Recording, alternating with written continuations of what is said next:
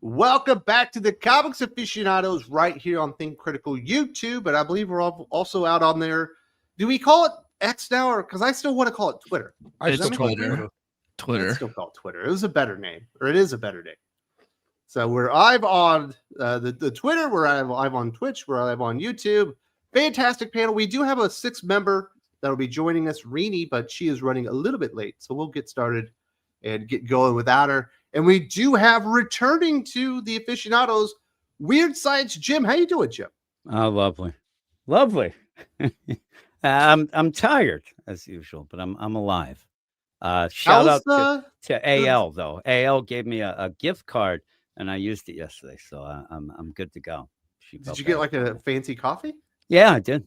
It was at Starbucks. Yeah. I figured you just bought more life insurance. Yes, I should. No, I got some coffees. It was pretty good. So thank you, AL. Well, that was very, very nice of her. She's out there with who's there? Aaron's there. Drew is there. Who else is there? HH is there. Joe Corallo's there. Joe's there. Who's the Phenomenova guy? Oh, Vaughn Coleman. Vaughn Coleman's there. So we got lots of people out there. Yeah. Wonder if John's long box is there. Yeah. And Jim, you used to get free passes for New York Comic Con because you're like part of the comic book press. Yes, I still do. I got some. I didn't go there. Why didn't you give them to Aaron? I could have, I guess. I don't know. Did he? Could have given them to AL. Did he actually pay for? They end up that in the Baltimore Comic Con. I get passes for each year and I ignore it. I'm not a shill. I don't go to that stuff, right? So how's the life of a dirty songman treating you? Pretty good. That's where all the hits are, getting close to, I guess it is 150,000 subscribers. The problem is though is that so you say there's more interest in dirty songs than there are on modern comic books? Yes. Yeah, a lot more. The problem is though, when I got to 100, I didn't get the the plaque. I think it takes a while. Some people have said it's taken up to a year. No, a year. They told me I ain't getting it. I can't get it because I have adult material. Oh, adult oriented, so I don't get the deal. It's bullshit. I said I was going to make a medallion out of it and walk down the street, Quakertown here. Flavor Flav style. So I was going to yell, "Yeah, boys!" I was going to go in and actually, kind of show it at my sons and throw it in their face and maybe hit them over the head with it. But no, I don't get one, so that sucks. But here I am. I did actually. What happened was I have been kind of staying away a bit. I had mentioned that some people would yell and scream in the comments about me interrupting and things. Well, finally, I thought to myself, when somebody else gets more shit than me, I will make my comeback. So I do want to thank Hart D. Fisher for coming here a couple weeks ago. Now I can make it here because he got more guff than I did. Now I can make my appearance. That's what I want to do. Very good. So how are you feeling? Because you blew your back out picking up your Chihuahua, correct? Yeah. Not a Chihuahua, but she isn't very big. But yeah, Yorkie. It's like a British, like a terrier type deal. She's solid though, but yeah. I just picked her up wrong and twisted a bit. You didn't use your legs, dude. Yeah, I didn't. Your back can't handle it no more. You can't. And boy, it hurt. It hurt a lot. I couldn't sit, it's like I couldn't sit, stand, or lay down. Was the problem. You needed a hammock. It's like the in-between world, I needed a mech suit. That's what it was. But I'm a little better now, though. Yesterday, again, once it started feeling better, I started doing stupid things, and I did pick up some like a 50-pound bag of kitty litter, and I felt it tweak a little, but I ended up stopping. So I'm okay. I'm okay now. I broke 2 of my ribs once, and when you break your ribs, it's really, really bad. You can't laugh. You can't sneeze. You can barely breathe for quite a while. And they finally had healed up. And we had like a little snack shop, like in the skiff that I worked in. Mm-hmm. So we were going out and bringing in all the food to fill up the skiff snack shop. And I picked up a bag and I was carrying it. And all of a sudden, like they snapped again. I was like, my buddy looks at me and goes, Was that your ribs? Wait, is that crap? Yes, it was. Oh, so shortly before, probably about 6 months before I met my girlfriend, she died, and they had to resuscitate her. They broke her sternum in the process, and to this day, every single time she sneezes, it fucking hurts. Yeah. So you're She in must love have with got a a pretty zombie. big payout for that, though, right? No, You're allowed to No, crack she- someone's chest in two? she never sued. Oh, She should have sued. there's got to be statutes of limitations. Oh yeah, on yeah, that yeah. one. It's You probably past. do, It's though. past now because Oh, that was like 4.5 years ago. I'm Yeah. betting any of the statute of limitations is long past. But yeah, while resuscitating her, even though she had a DNR technically, they just didn't know. Well, yeah. Once you're in like life-saving mode, like, that's for when you get to the hospital and stuff. Yeah. So LK says, happy to see that you survived another earthquake and tsunami. Yes, we did have another earthquake. It was a giant earthquake. It was like a 7.7. And I definitely felt it. And there was a tsunami warning. Thankfully, we are not on the side of the Philippines that's pointed out to the ocean. We are on the side that's pointing towards like the mainland of Asia. So the tsunami warning, like you don't have to worry about that with us because the tsunami is going to come from out in the ocean. But it was a big ass earthquake again. And we just can't stay away from the natural disasters here. Speaking of natural disasters, Jim, did you check out Thursday Night Football?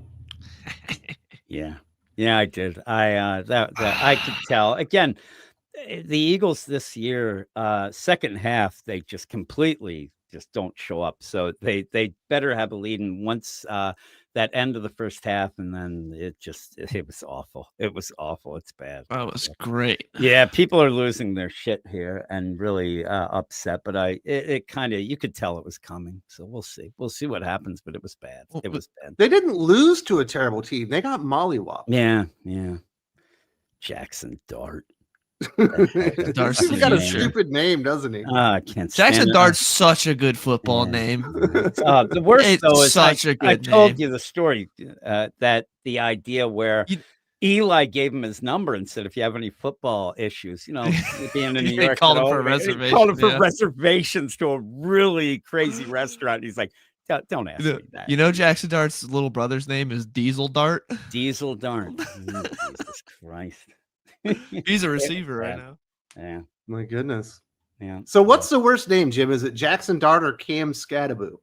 Both those I names hate are great. Scatterbill. You guys are retarded if Can't you hate those stand names. it. Those are No. great football I just don't like names. the guys, and then they're running into the tent. I can like understand not assholes. liking them because they butt fucked your team, but they have amazing football names. Yeah.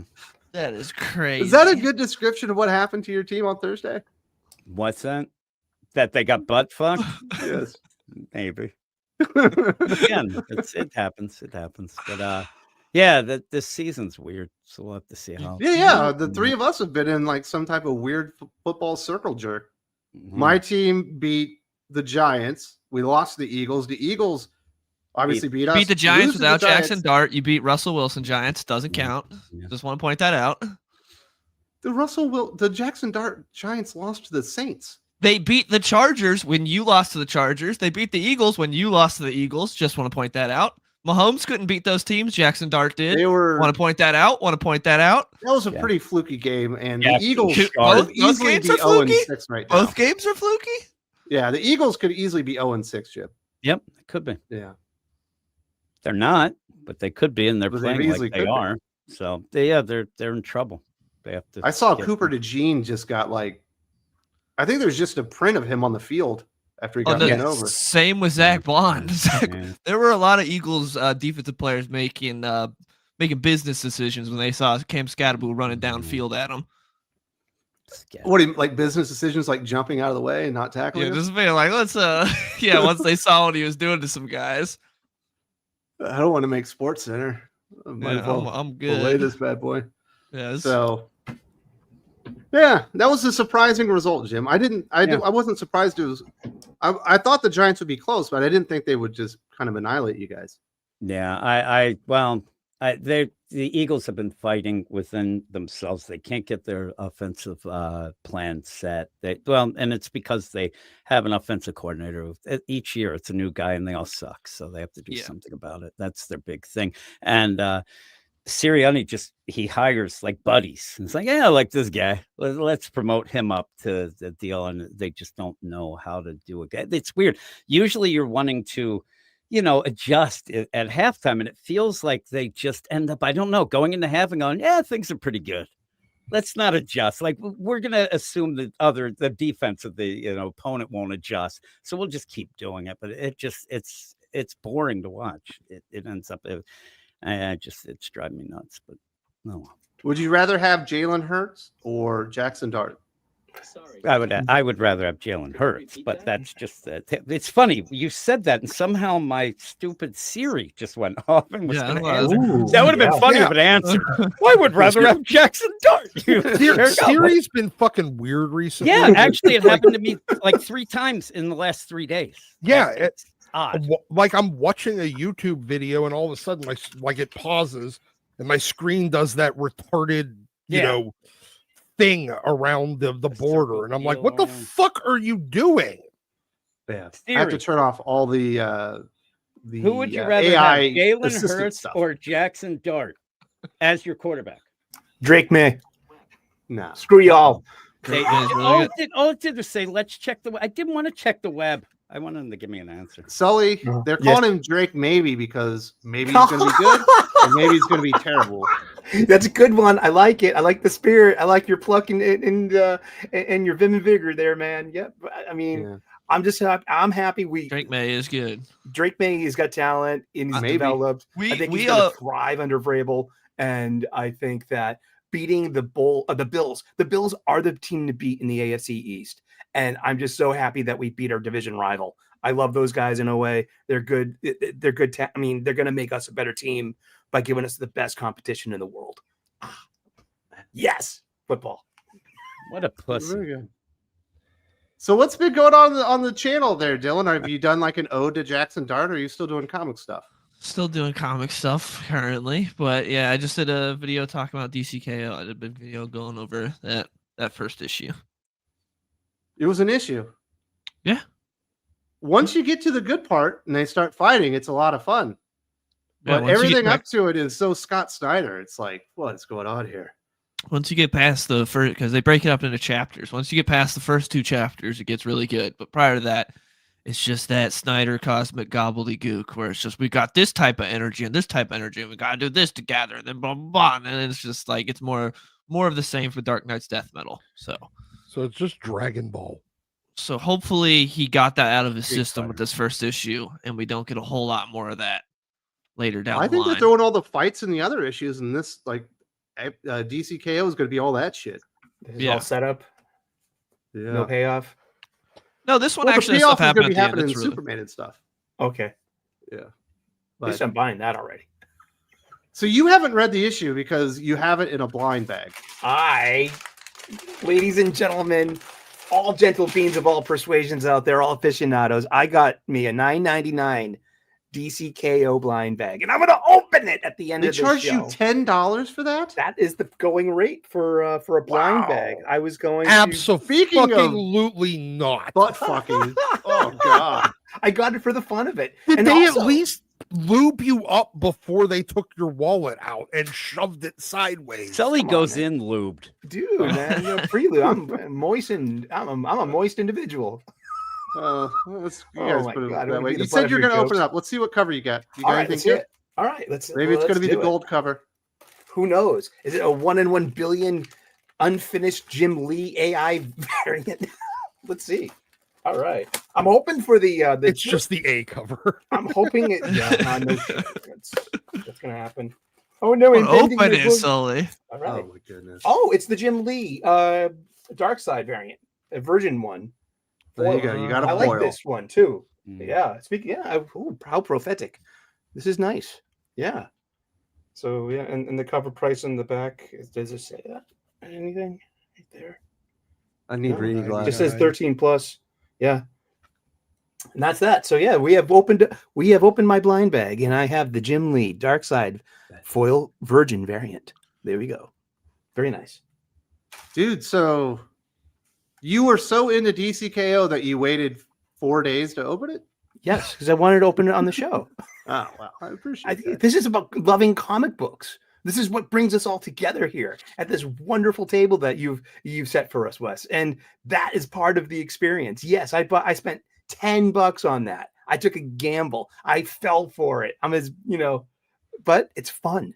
It's fun. And that's part of going to your local comic book shop, is having that option of like, oh, look at all these variant covers. The option of paying an extra $4 for something you don't know what it is. Sure, it's about the thrill of the hunt. It's like opening some baseball cards. You're looking for that Jose Canseco rookie card.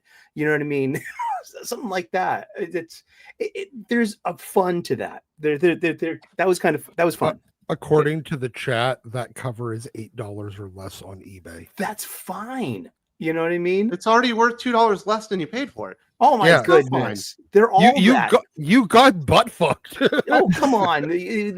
Going through, I went to a con last week. I went to the Wicked Boston Comic Con. It was a nice little occasion, and I went diving in the dollar bins, and so that gives you perspective on your comic book collection. If you're not immediately bagging and boarding these things, they are never going to keep their cover value. And they're just going to end up, all of these wonderful books in the dollar bins. 99% of every comic ever published is Drek. Yeah. But that being said, yeah. So Jim, you were far less forgiving for DCKO than Dylan and I. Mm-hmm. Yeah, I didn't like it. You despised it almost. I think that it was a little too goofy by the end, and the setup, I need a little more rules. And when I looked into it, and it seems like it's just going to be a free-for-all, we're not going to get much of a bracket type deal. And I just thought that the beginning was really pushed. There was barely a setup in the regular books, and they tried to make it seem like there was, but I didn't really love it. So I thought it was just kind of lame. And I told Scott Snyder that, and he yelled at me. You put Scott on blast? No, I tweeted out that it is just supposed to be stupid fun, but I agree it's very stupid. That is what I put. And that's what I said in my review. You have to turn your brain off for the first 22 pages, not think about the decisions being made, and just go into the big fight. I think you're gonna have to turn your brain off for 6 months because it's lasting a while. This is bigger than what it should March, be. Yeah, and I just wasn't feeling it. I wasn't feeling it as something that felt important, though it should be. But again, I didn't. Jim, am I gonna have to serenade you again? Maybe. No, you got to tell me that you read comics at more of a metaphysical level. Remember, I did sing. Yeah, you lost did. This love and feeling to me. You did. I have though. That's weeks ago. That's the other deal. Is also I've been pretty down on most comics lately, so maybe that's it too. I'm just kind of. That's it. You blew your stack on me over Aquaman this week, which was great. Yeah, no, it wasn't. But I did blow my stack on you a couple times. Jeremy Adams, I think, is not very good anymore. I'm not enjoying any of his books. I think that he's a wow moment guy who does good character work, but his stories are bullshit, and he can't write a villain. So. Did you see that he's writing the Nightfall movies? Yeah, I saw that, but I don't watch that shit anyway, so it's not really concerning me. Aquaman, I loved. I loved Aquaman until the last 2 issues. I thought it was great. It's one of my favorite books, but. I still really like the last 2 issues because I can kind of understand that with Green Lantern a little bit because it's gotten a bit overcrowded and lost the focus. But Aquaman, I thought still has been really good. Yeah, but the problem I have with Aquaman is, again, what he does is he has really big moments, but then he pushes aside from them really quick. I think that's his problem. Aquaman dies, he's back in a page. And then you end up having Dagon get killed, and there's not really an explanation except, oh, he's a guy. And then that gets pushed aside. Then they're like, oh, my God, Mara's dead. Oh, now we see that there's that, out of time type deal, but we're going to fight pirates. It just feels like he wants to have fun, which is great. But he also has really good big ideas that I think he pushes aside too quick. And the book ends up less for me. I'm not enjoying it as much. Still one of my favorite books. That's the problem, is it's still one of my favorites, but I just don't know. It's just not hitting for me as much. And Green, like you said, the Green Lantern, I think this is the thing with Jeremy Adams, though, when I read the books, I realize what he's doing and why he's doing to try to fix some things. And I do think things eventually then get to a point that they'll be real. Like Green Lantern should end up awesome. Like it should, once it gets more focus, you get all the Skittle lanterns back. It feels like, classic. So that'll be great. But to get there, it just feels like a lot of hand waving at points and too much going on at once. But it's just me. I also think Jackson Dart's nonsense, but then you got a point there. It's just mad.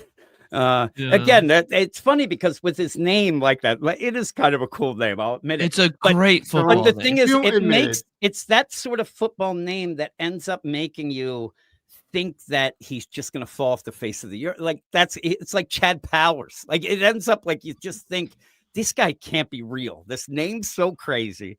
He just comes like, and Such then, a good name. Yeah. So it's just like, I don't know. I'll have to see if it's going to be one of these that I'm cursing the guy for 10 years, or if he just kind of goes and Scataboom.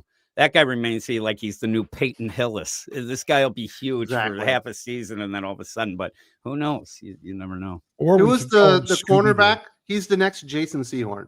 Yeah, Jason Sehorn is pretty funny. Oh, remember Angie Harmon beating the Chargers and the Eagles isn't for everyone. Yeah. So Dylan, were you as excited as I was for Batman Nightfall, 4-part animated movie written by Jeremy Adams? I'm kind of excited. I hope it's actually an adaptation and not just one of their other bullshit things where they're like, it's kind of an adaptation, but we're going to be taking our own way and doing something. Yeah, we're doing our own original spin on it. Just straight up adapt the comic. Harley Quinn is helping him. Yeah, if they're actually adapting it, then yes, I'm excited. But until I see some stuff, I'm holding back a little bit. But I'll check it out. It's just because they did the first Death of Superman movie, which is nothing like the comic, and then they're like, all right, now we're doing a new one. We got Tomasi to adapt it. It's gonna be just like the comic, and then the first thing is like it's a new 52 and everything's different. It's like, oh, so you did 2 Death of Supermans that are inaccurate. So hopefully this Nightfall is actually good. Jeremy did a really awesome Scorpion's Revenge Mortal Kombat movie that I quite enjoyed. Well, I mean, I know he's a good writer. I just hope he adapts the comic. Is that the one nice. Blockbuster the other day? Mm-hmm. Okay. Yeah, that was good. Welcome to the stream, Renee. How you doing? Good. Hello. Good morning, or I guess night, where you are. Hello. It is evening. I apologize for being a little late. It's early for me. It's very early on a Saturday. But yes, hello. Thank you for having me on. Good morning. Congratulations on Fiendish 3. You end up going over $60,000. Still in demand on Indiegogo? Yes, and now on Kickstarter as well, which is still live. Well, very, very cool. I'm sorry, I only had the link for the Indiegogo. I didn't realize there was a Kickstarter campaign as well. So I apologize. I'll get that in there. Oh, no, that's fine. Thank you very much. And yeah, thank you to everyone who backed the book. It's doing really well. I'm very, very grateful. Is this one Fiendish chapters 1 through 3?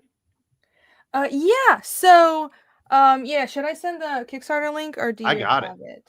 Okay, awesome. Yeah, because it's this campaign is the first time Fiendish is on Kickstarter. I titled it 1 through 3 just to be clear that everyone can get caught up on the full series. And the Kickstarter is essentially the same as the Indiegogo, but you can get more old items on the Kickstarter because it's aimed at brand new customers because it's a new customer base. It's kind of a Fiendish is coming to Kickstarter, and if you're brand new, you can get caught up. So that's how it works.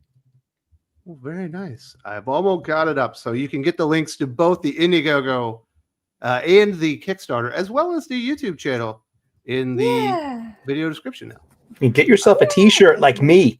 Whoa. I got a Renie's t-shirt. This is Renie's t-shirt. It's Ragnar. We matched today. Yeah. I got 2 of these. So when this one runs out and gets threadbare, I got a backup.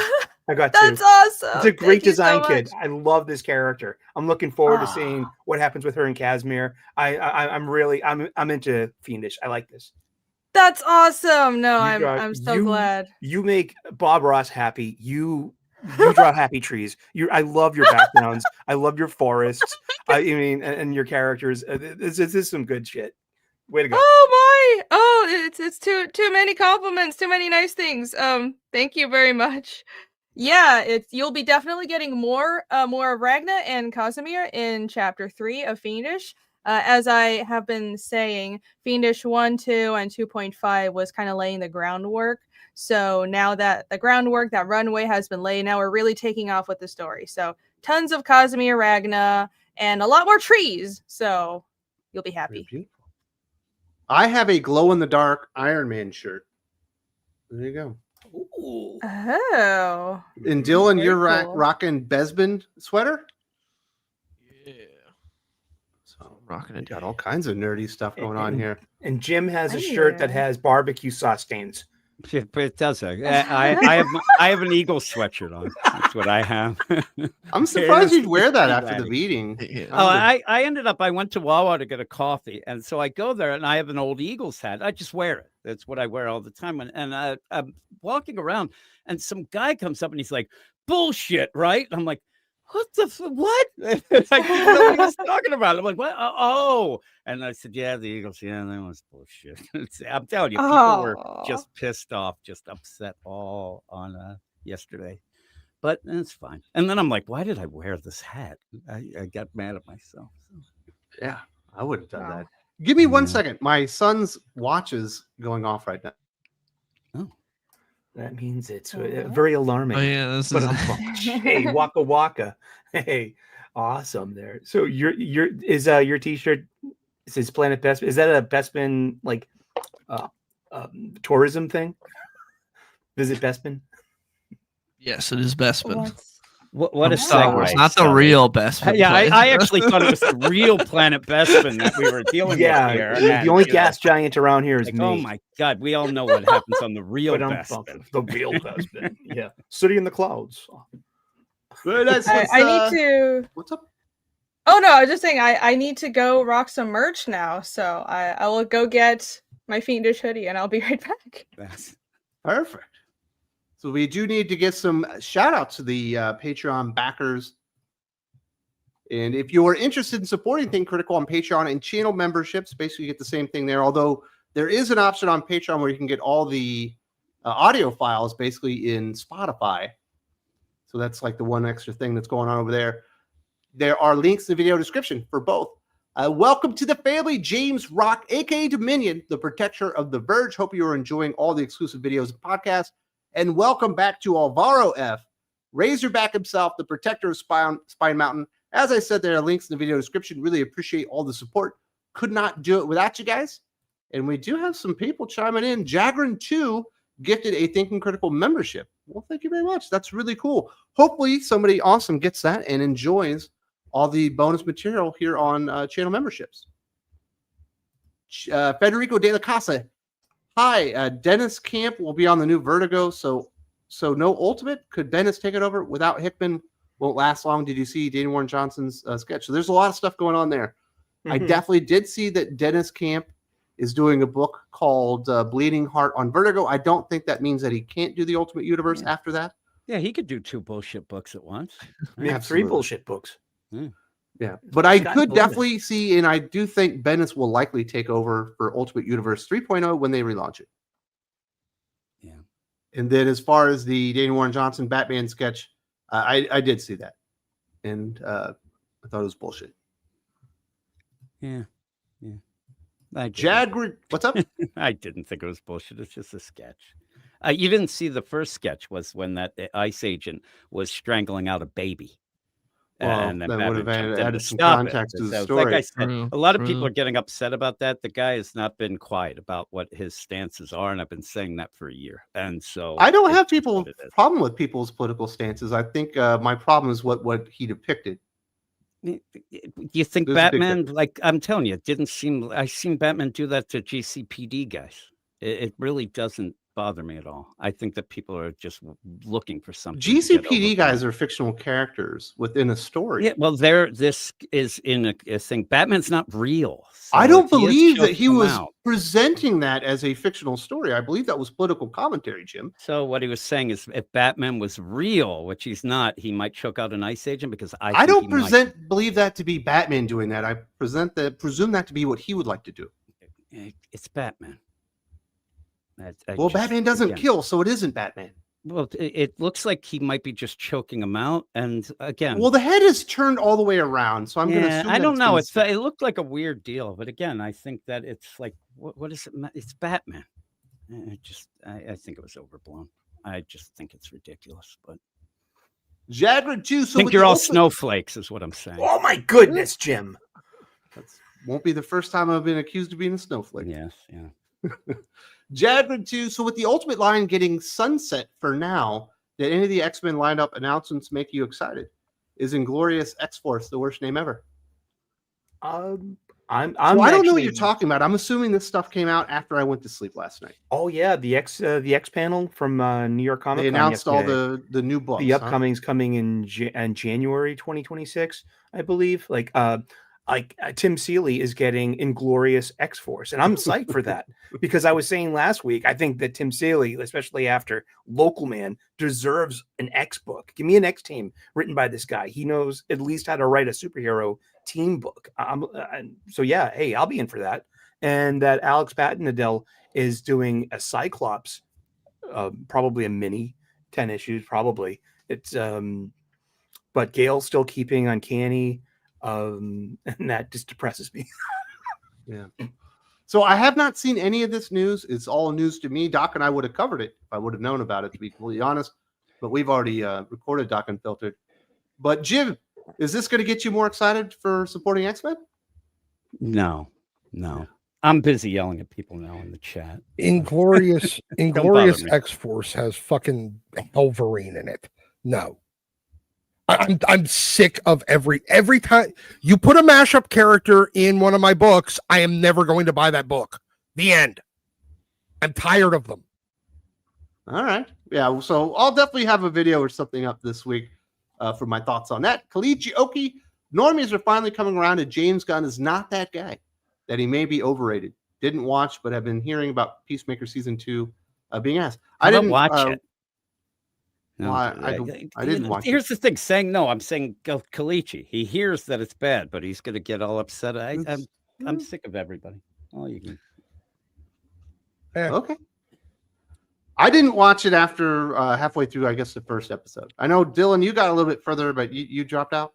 I saw the first 3 episodes and didn't watch anymore, but I am hearing similar things to Kalichi because I saw a lot of people really loved this season, and then I saw everyone talking about how the finale was a nothing burger, how nothing happened. That's what I've been hearing.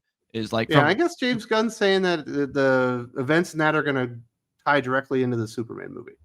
Yeah, that's what he'd been saying for a while, and people are really liking this season. Like, I saw a lot of buzz about how much people loved it, even though I personally didn't care for it, so I dropped off. But I saw most people say that the finale was just nothing happened. Yeah. So we'll say I've always been skeptical about James Gunn. Although I do like his Guardians of the Galaxy a lot. And I thought his Suicide Squad wasn't bad, but those are like totally different than like a mainline DC universe. At least to me. And then Dr. Touchdown. The Giants definitively beat the Eagles when the Chiefs barely lost. Very true. It's got a point. Yeah, not everyone can do it. It's not for everyone, Well, it's been a while since the Giants got actually definitively beaten. I think they were on a pretty big streak at the end of last season. Obviously, they made it through the Super Bowl. And we had the Giants. We had the most one-score losses last year. It was great. It was very fun. We had the most one-score wins. Well, yeah, really I know. Nice with the sweatshirt. You guys got blown out. In the Super Bowl. Yeah, I got it. very It's nice. merch time. When I was initially reading that, I'm like, does your shirt say friendship? I mean, that's also kind of adorable, but like, I should make an alternate shirt just like as a joke merch item. Friendship. Friendish. That's my comic, Friendish. Very nice. Patel, Felipe, you take an ASM 3 or Fantastic Four 5, Doc Ock versus Doom. All right, this one's for you, Doc. I'm gonna take the FF5. I like Doc Ock, but the best doctor in comics is Doom. Sorry. Is he the best villain in all of Marvel? I think he's possibly the best villain in comics, at least in superhero comics. I think he beats Lex Luthor. Think he beats. You think he's better than Joker? I do. Joker had $1 billion movie. Yeah, and I think Doom is a more. I think, especially for like relatable villains. Yeah, 100%. He is absolutely 100% irredeemable, but at the same time, he is 100% relatable, and he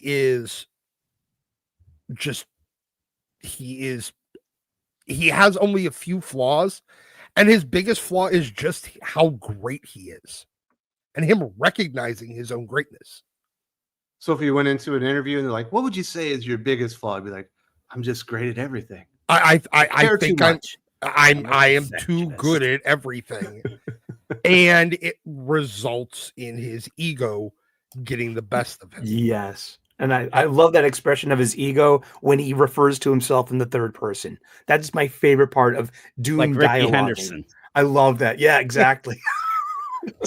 Someone said Doc thinks Doom is relatable because he's also an asshole who never shows his face. Correct. That's a good one. Correct. Yeah. That is pretty. That's funny. Mike Ortega, what are your thoughts on the reports that James Gunn's Superman actually lost money? I think that was always the assumption once it came in at like, what was it, like 600 million, something like that? Yeah, it made like 615 mil, I think, at the very end. And the budget was supposed to have been, what, like 250? I think so, something like that. And then you throw the marketing in there, so that puts it up to about 350 that they have to make. So it always looked like you were cutting it close and probably losing a little bit of money. And then there's the theater split, and yeah, that's how the that's 50%. broken down. Yeah, it's questionable. I don't know. They'll make it back for certain. They probably already have on the VOD and stuff like that. But they don't have as many avenues to make lots of money as they used to, because you used to get the big DVD release, and then you would get the premium blockbuster like home cable thing with HBO, and then you would get to license it out to TBS and stuff like that. So it's a little bit different now. But I'm not surprised, and I think that was basically what I assumed happened. Jaguar 2 to the Bendis review salt mines for Jim. Viva St. Adams. Please. I'm actually begging to be canceled so I could rest. I don't have to do this nonsense. So I don't think he's saying to cancel you. I think he's saying that you should have to go read Bendis until you realize how great Jeremy Adams is. There's the thing. That's the problem that I think in general with you think everyone's settled, things like that. Yeah. Jeremy Adams is great, but Jeremy Adams is what he is, and the landscape is most other big two writers stink. So it does elevate things, and that's fine. But yeah, I don't like Bendis. I think that right now, I think that Jeremy Adams is a better writer than Bendis. Bendis has completely lost it, but that doesn't mean that I should like one or the other or whatnot. I just think that right now there's a really lack of storytelling in the big two, and they need to kind of tighten things up. I'm asking for greatness. Is what I'm asking. Batman and Robin kind of delivers it this week, Jim. Yeah. I said going in, I was a little bit more down with it, and then once me and you talked about it, I was all fired up. I was getting fired up, and I mentioned Dylan. I said he'd be very happy that I was enjoying it, but I did enjoy that a lot. But again, like Philip Kenny Johnson, sometimes he veers off a little and needs to. I think that really one of the bigger problems is the editorial not doing anything and not having the the chops of classic writers that used to be editors that would be able to say, well, maybe you tighten this up or tighten that up. They're basically, I think, saying, do you want some whipped cream on your hot chocolate or whatever they would be going to get, because they're not really seeming to do anything. But things always have ebb and flows. So, Reedy, are you drinking like mulled wine out of a goblet of somebody's face? Yeah, I'm drinking mulled wine at 10:40 in the morning. No, this is my coffee mug. Ah, very But cool. we can pretend it's the blood of my enemies. It's okay. Exactly. Dr. Touchdown. Happy Saturday, folks. We made it to another one. I'm a Rams fan living in Missouri, so I'm happy to see the Chiefs lose. Oh, come on. Reedy, who is your favorite comic book superhero and favorite run of theirs? Oh my gosh. I'm not really a superhero person, so this is hard to hard to answer. Who's your favorite character? Like Conan or something like that? Huh? What's your favorite character just in comics in general?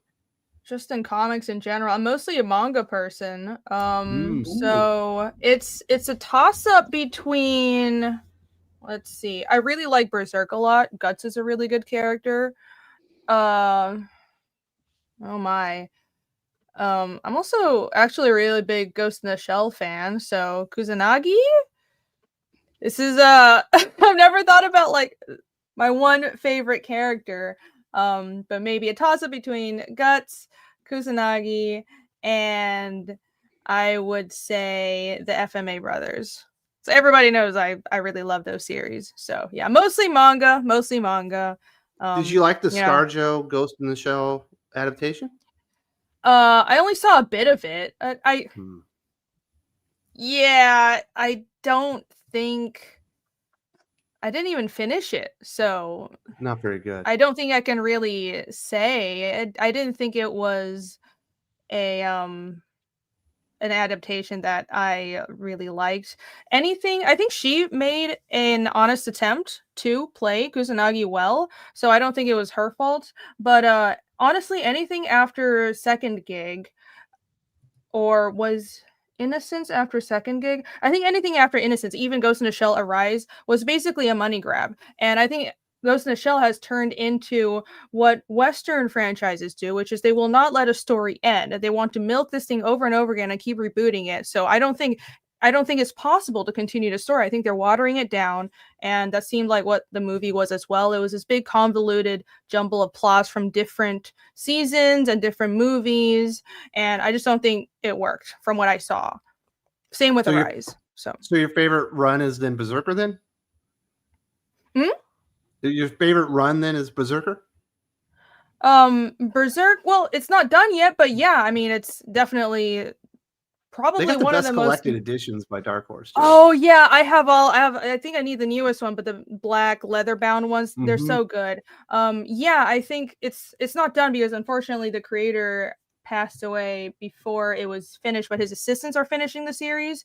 But yeah, it's one of the most epic manga that has ever been created, maybe only second to One Piece or Dragon Ball. So I love it. And I love dark fantasy. So, I mean, that's what I'm trying to do. I was inspired by Berserk because it's just so awesome that someone's trying to make an epic fantasy in comic form. So yeah, I love it. Well, you might like the Fellspire Chronicles. It's like a dark fantasy, but was done on DC Black Label. It was called the, The Last God. But then they changed the name afterwards. Oh yeah, I've seen the art for The Last God. The art looks so good. I didn't know they changed the name. All right, I guess there was some type of trademark thing, but it's basically two quests happening like 20 years apart, and one of whatever happened in the first one affects the second one. You don't know what the big twist is until they meet. Pretty cool. Okay, awesome. I'll read that. The art was like very painterly, right? Yeah. Yeah, Riccardo Federici did that one. It was cool. Oh, yeah, it looks so good. Jeff says, morning, everyone. I was not impressed with DCKO at all. This feels like an event that leads into the next absolute event. Just more Schneider garbage. It's just Secret Wars rehashed. Still creatively bankrupt. I kind of wish that they would have just made a Battle World and they sent them away. I would have been fine with that.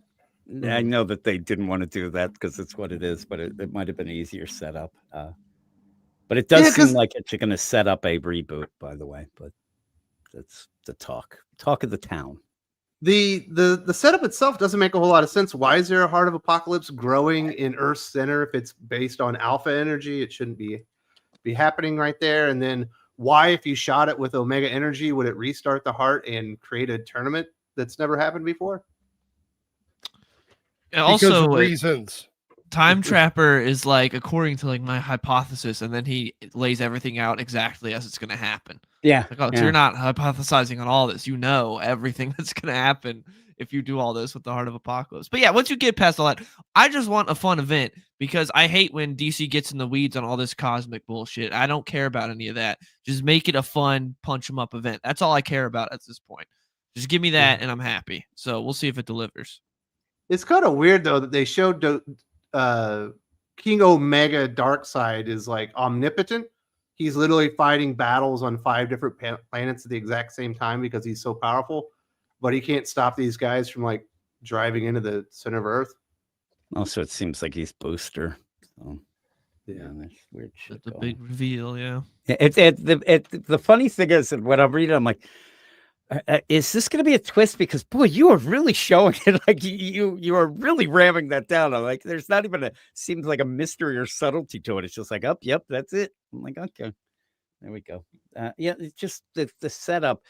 You can tell it took a lot to kind of figure out how they were going to do this to try to make it fun, but maybe it will be from here on out. It'll be some fun. That's dope. But I didn't like them duping us on one of the major players of the tournament being in the bracket and not making it. Yeah. I thought that wasn't cool. Yeah. I kind of like that. I just didn't like who replaced him. Yeah. Yeah. We can't spoil it for Sully. I don't want to spoil it, but it's one of those. One of the big reveals. It's getting to the point that not spoiling it, but the person who that is, they keep wanting to like say, "Oh, we know that you think they'll win," but that keeps happening. I kind of want them to not get taken out, but that's okay. You were not alone, Jeff. Caleb Lyle says, "I met Kusanagi's visual assistant years ago from the series." Voice actor, I think. You meant voice actor, cool. okay. Yeah, I think VA is voice actor in anime. I think that's the abbreviation. Yeah, that's awesome. The English one, I assume. Must be. I don't watch a lot of cartoons. Actually, I do watch lots of cartoons, but it's all the stuff my kids want to watch. So I'm watching. What's the puppies that are Puppy Dog Pals this week? Does Puppy Dog Pals have a continuity that we can care about? Yeah, is that what the kids are into? Is that the new Sesame Street? Or something? I'd like to know. How's the continuity in Paw Patrol these days? Yeah. Paw Patrol. Ended up in the big movie. Bluey. This Bluey and Paw Patrol, they're tight. Have a crossover. They're gonna have a dog fight. like you guys make fun of Bluey, but that's a great show. You watch it and you wouldn't stop because the dad's so funny. A couple weeks ago, I was eating Bluey cereal. I'm like, I don't even know who this Bluey is. But the kids are watching, Reenie, they're watching K-pop Demon Hunters. Oh, yeah, I've heard about that. Yeah, I have. You haven't watched it? Not just the kids, but I have friends my age that are raving about it. And they say it's really good. I haven't watched it yet. But good. I mean, I believe them. It seems entertaining. I don't know. It actually is. It's really good. Okay. My girlfriend that doesn't really like anime and doesn't like cartoons liked it. She's like, I'd actually let my kids watch this. I'm just not super into K-pop, but Doc's a huge Twice fan now. He's into it. Really? Who's Twice?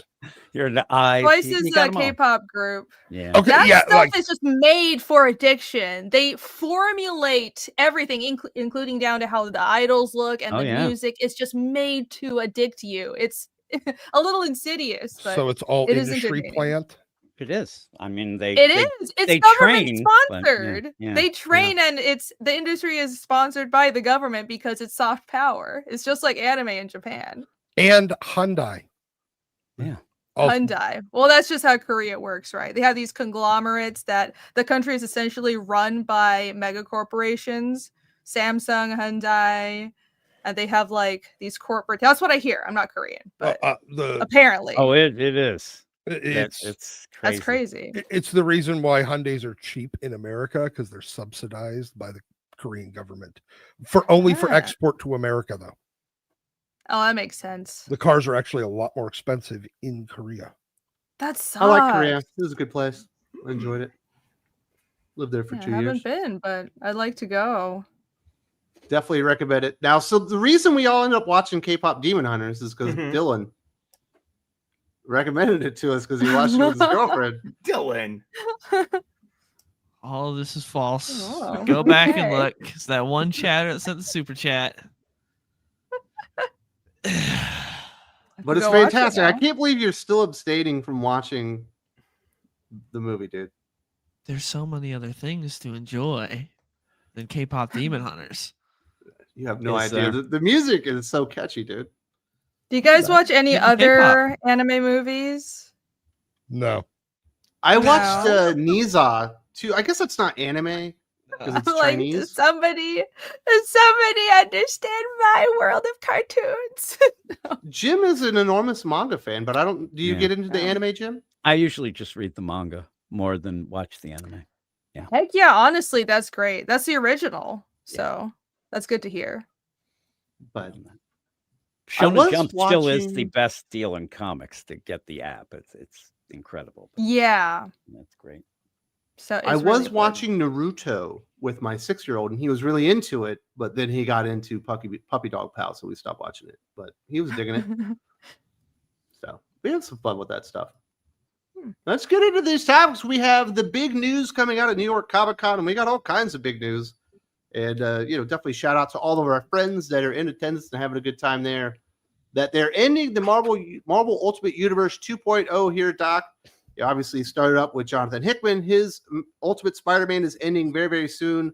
We'll get Ultimate Endgame, where a couple things continue on, but they're going to kill off the entire universe.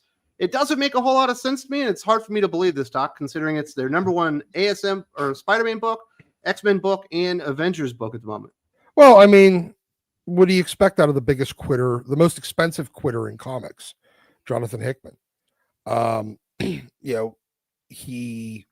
He started this. I obviously there was 0% chance of this thing going for any appreciable length of time. It was never going to go the length of the original Ultimate Universe. Right. I think that was pretty much established from early on. And from what I recall of the setup, there was kind of a game plan and an end game for it, literally from the inception of the universe, with the Maker coming back, and then they never explained why it mattered. I don't recall them. Yeah, that Immortus Kang that looked like Iron Kid, and it was all like front loaded with the end.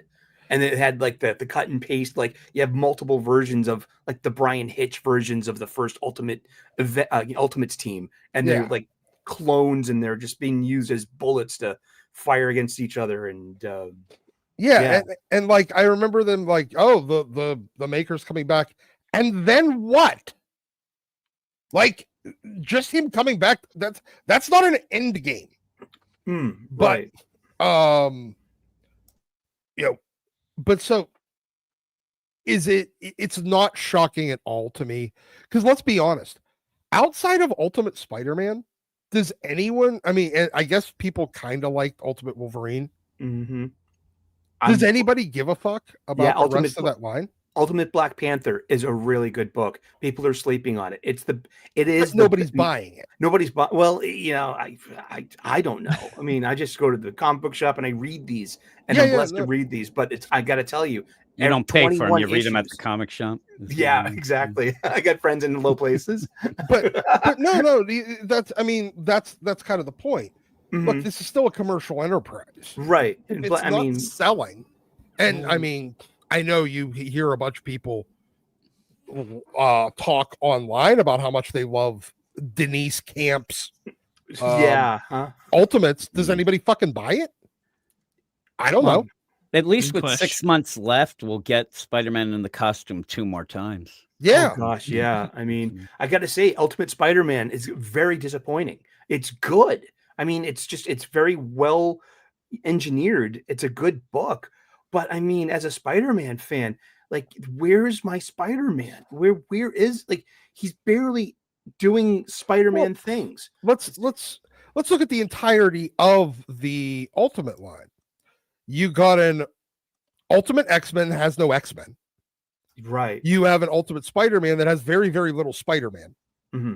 You have an Ultimates that has very little ultimates. Mm-hmm. You have an Ultimate Black Panther that, while it has plenty of Black Panther, has nothing ultimate about it because it's basically just a slightly better and slightly wrong continuity version of what would be a pretty good mainline Black Panther. Agree 110%. Exactly. Yes. That actually Ultimate might Wolverine Ultimate Wolverine's really hit or miss, and that's the Ultimate X-Men title. If you're looking for Ultimate X-Men, yeah, and I can see where like Chris Condon is like he's like ripping off. He's doing what everyone else does. Like he's ripping off Warren Ellis and ripping off Grant Morrison.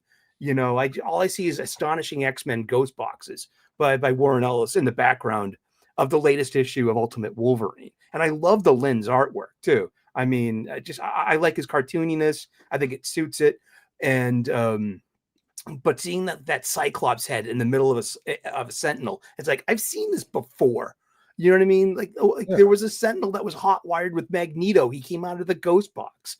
You know what I mean? That was 20 years ago. Yeah. You know? So my thing is, the whole line has been underwhelming from basically day one. You got a lot of people that will claim on the internet to like the Ultimates. I never see that book selling.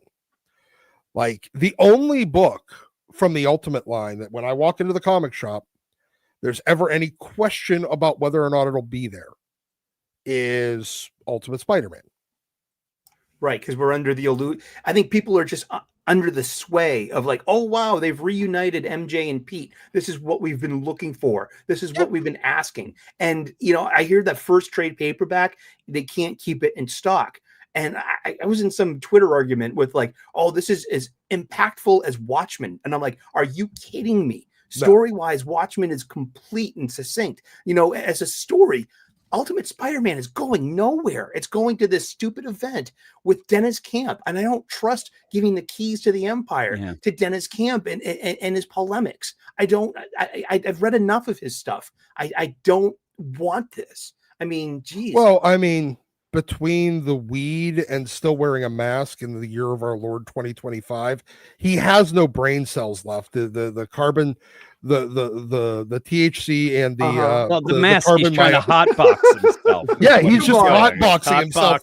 And I think one of the biggest problems leading in, and what you said with Doc with the Maker and stuff like that, is that when the Ultimate stuff first got announced and it was Hickman doing Ultimate Invasion and these things, most people that I saw were just like almost making fun of it. Like, oh, we don't need this again. Oh, this is ridiculous. The minute that Ultimate Spider-Man came out and they heard MJ Peter together, they went and bought that book and really didn't even get the concept of the universe. And that's kind of been the whole time where because there hasn't been a concept. Yeah. And that's what I'm saying. You haven't really then made it bigger. So I think a lot of people are just like, I'm just here for MJ and Peter. And then that book got so boring and I wanted more of May. I wanted more of the kids as well. And they kind of get pushed aside for the most part, May especially. But when they're doing the stuff though, and then you get towards the Maker, I think that most people reading it are like, I don't care about that. And then when you hear, oh, and now it's going to end. I ended up pretty much dropping all the books. I stopped reading them. I stopped reviewing them for the most part because of the idea where I don't really care anymore. And it's yet another thing, like Doc, you said, it's another Hickman thing that even when it started, I think that I was still doing the show when the deal here. And I think, Doc, you said then, this isn't going to last. I think you said, when is Hickman going to quit? Yeah. And that it's what it is now. And that's all I think of now. If he's announced on 80 books tomorrow, series like this, when is he going to quit? Because that's what happens. Because he's the most expensive quitter in comics. Yeah. Oh my goodness. Now I have a question for Rini. Are you reading any of these Ultimate Marvel books? And if you need one to read, I would totally suggest Ultimate X-Men by Peach Momoko. Okay. I don't like it, but I think that you, with your sensibilities and your art style, that you would like Peach's really art. Get into it. I do too. Yeah. Okay, I'll check that out. I mean, if you spoiler, it's just Ultimate Runaways. It's Ultimate Runaways. Yeah, but with the name of Ultimate X-Men for some inexplicable reason. It's got beautiful art, great panels, great use of grotesque. She does all of her own coloring as well as, you know, but it just, I was so disappointed with it because it's basically a shoujo manga. There are no heroic men in it whatsoever after 21 issues. Oh no! And that just blows me away that it's Sully. that girl forward. But it's a beautiful the book art is altogether. really good. Sully, I want to tell you that I was making fun of you the other day, and I said you're the only person who says that there's not enough strong men in Why the Last Man. Ampersand. I'm a team ampersand there. Yeah, Yorick was a puss.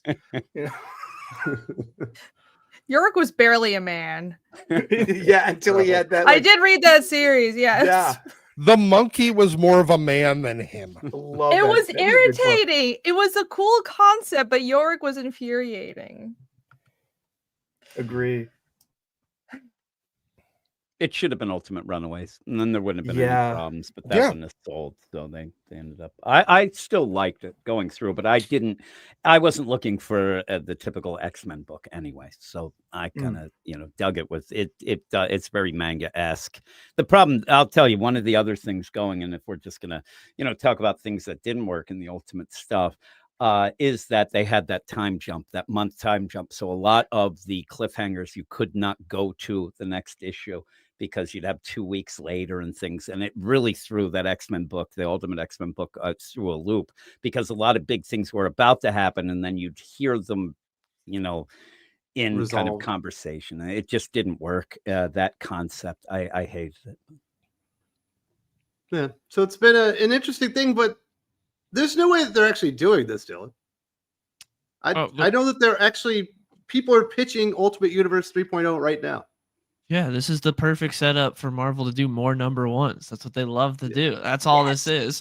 We're just getting more number ones. We're going to get more Ultimate. There's no way that they're just killing this. They're not going to relaunch. They're killing it, but it'll be coming back. I mean, it's definitely coming back as be dead. All new.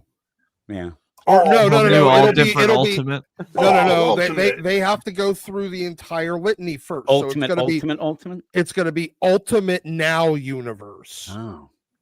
And then it'll be all new Ultimate Now Universe, and then all new, all different Marvel Universe, and then all new, all different Marvel Now. Fresh start universe. Now. I've got an Ultimate Dark Reign. Oof. Ultimate Secret Invasion. Basically, they're gonna go through all of the dumb revampings and the same order as they did after AVX. So you had Marvel Now, Marvel Now, all new Marvel Now, all new, all different, and then all new, all different Marvel Now. And then what? Legacy? And then Legacy hit. Remember that one? Not very good. Who do you think they're going to bring in here, Doc? Are they going to let Dennis Camp step up to the plate and be the guy, or is it going to be he is Bendis? He is going to. You're going to end up seeing the exact same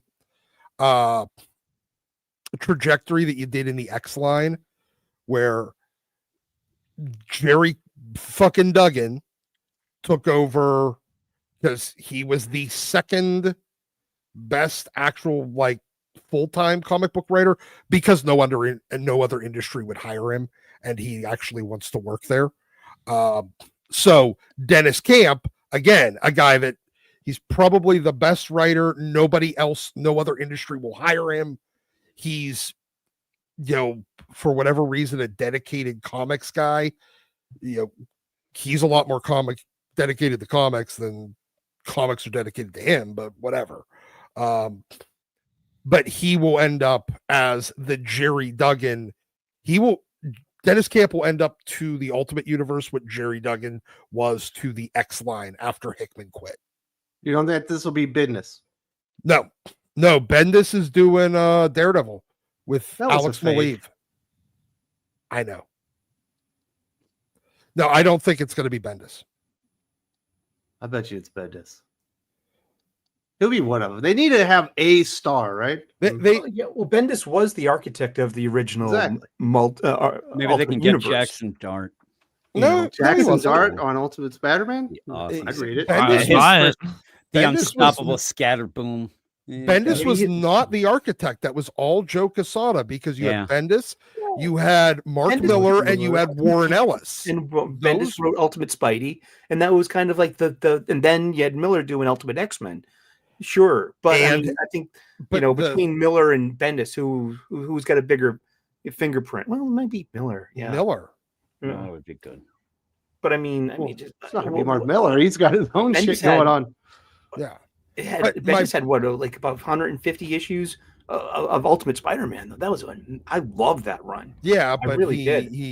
He tried to do Ultimate X-Men for a little bit. He tried to do Ultimate Fantastic Four for a little bit. Right. But those were Ellis. So Joe Quesada was the architect of the Ultimate Universe. Bendis was just the guy that he hired to execute it whenever everyone else did it. He's the guy you associate with it. But I could see Bendis like maybe bringing a return to like his Ultimate Spider-Man, that Peter Parker. Oh, You know what I mean? we'll get Miles back. Yeah. Well, Maybe Maybe they'll put Miles just get, over there. They'll get Stephanie Phillips, Taboo, and Be Earl. and Jason Wu. That'd be great. the Alpha, Spider-Man's old sidekick. Whatever happened to Alpha? But, yeah, between this and the new Moon Knight, Jim, I can't take it anymore. Yeah, some people got mad at me because I ended up saying about that one Moon Knight, because where I saw a tweet was that they almost said like, "Hey, Jed McKay is branching out and doing something different. It's another Moon Knight. Like this is like the fourth one. I can't. What's happening?"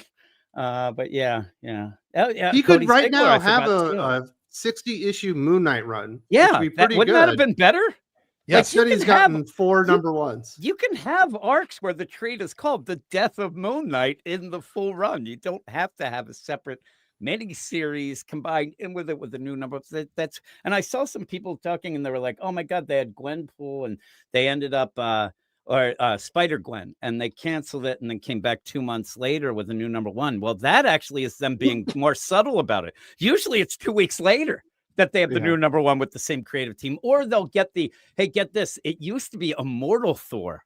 Now it's Mortal Thor number 1. Get it out of here. Two of a 3-act structure. I Oh, read my that God, in the book. Incredible Hulk is now Infernal Hulk. I know that is Dylan's guy, but it's not his probably decision either. The idea that they keep doing this is just and again, when I said about Hickman and quitting, the idea of people saying, and I saw some people, screw Hickman, he's overrated anyway. But what happens what's the track record of when Hickman quit? Everything goes to hell. So it just ends up, as Doc was saying, it's just everything at Marvel just seems to be set up to infuriate people or to convince them not to buy or read books. And that's until you get to the shit writing and art. I mean, that's just the setup. And it just ends up being so when you go there and you don't even know who's writing what, and you see these books and you're like, which one is that? Because there's 10 different variations of one book, and it just everything's a mess there. Yeah, not looking great. Now we got an entire new lineup of X-Men books that they had to reboot because we have Age of Revelation. And so far they've announced 11 titles, only 3 of which are continuing. X-Men, Uncanny X-Men, Wolverine. Oh, so the only 3 that have historically ever fucking sold. Yeah. So, Rainey, I got a question for you. Are you pro or negative Arby's? Arby's? Yes. The wonderful roast beef joint. You don't eat Arby's? Yeah, not really. Well, first of all, there aren't any near me, but I'm not really. I mean, yeah, they make like subs with roast beef. That's it's a hot roast beef sandwich with. I'm gonna go to Arby's today, and I'm gonna eat the shit out of it. You leave that alone. No, I just like Rax. Rax was a knockoff Arby's. It was great. Yeah. But they have these steak nuggets out, Jim. Yeah, I saw. And when I hear the word steak nuggets, what do you think that is, Reedy? A steak nugget? I would assume the equivalent of a chicken nugget, but with beef. Yes, it's deep fried, right? Yeah, is that what it is? It's like steak bites, and they called it nuggets. Yeah, they should have made it like a actually deep sounds like a fried really steak. good idea. Yeah, Steak bites would be great, but you can't call them steak nuggets because I'm assuming there's dipping sauce and it's deep And fried. a deep fryer. Is it Like, good? I don't know if it's called a nugget. It's not a nugget. I don't even think I can try it. I'm in the Philippines. We don't have it here. But I have the same kinda- problem with fish balls. Oh man. I kind of want to make go get some steak, cube it up, do a tempura batter. Do it into a batter, and then country fry fried it up. steak. It'd be Yeah, good. like country fried steak bites. That'd be awesome. Because With white gravy to dip it in. Yeah, white gravy. Uh-huh. Now you're Yeah. talking. oh fuck, That'd be so good. this sounds really Biscuits. good. Man. How did Arby's miss the mark on this so badly? Oh, man. I I'm from don't know. Massachusetts. We call them steak tips. So a chef about So 40 take- years ago had this idea that you're going to Steak sell Comes chuck. with a sauce, Yeah. onions, and mushrooms. That's completely different than steak bites, Mm. right, chef? You know, steak tips are usually like chuck meat that you're just trying to pawn off to your unsuspecting customer. Steak So- bites to me, the thing that worries me mainly is that I just don't think you're ever going to get any bite for your buck. I think they're probably overpriced and you don't get shit. So I'm cheap. Yeah. So it just feels like something overpriced and you get 3 or 4 of those nonsense things. But Yeah. Should be So I was fried. disappointed in Arby's that they pulled that off. But you bring up a good point, Jim, with fish balls. I've lived in Asia, obviously, for 10 years now.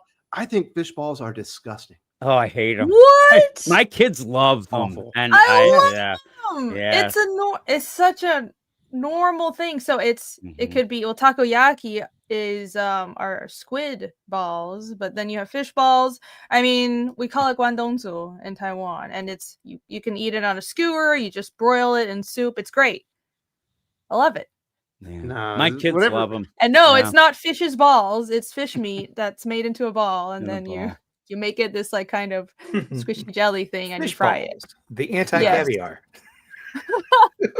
No, not that. Not Not that. that guy. No. No.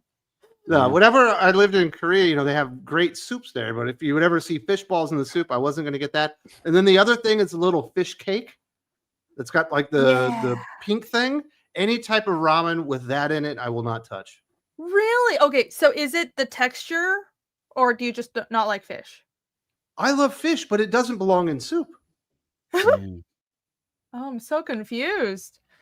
I just want my fish deep fried with some tartar sauce. It's Randy, Yeah, it's the I texture guess for me. It's the texture gets me. I Okay, can't do that's it. fair enough. That's fair. Mm. Yeah, it's like I grew up with that kind of food. It's processed. It's fish meat, but processed into being something else. It's like chicken nuggets. Well, it's not a chicken Yeah. or a chicken leg, but you process it and you make it into this little nugget thing. And I see fish balls as the same way, but I grew up with it, so I'm kind of used to it. But I can understand to somebody who didn't grow up with it, it's weird. It's like boba tea, right? I know a lot of Westerners think the texture is weird and they can't get used to it.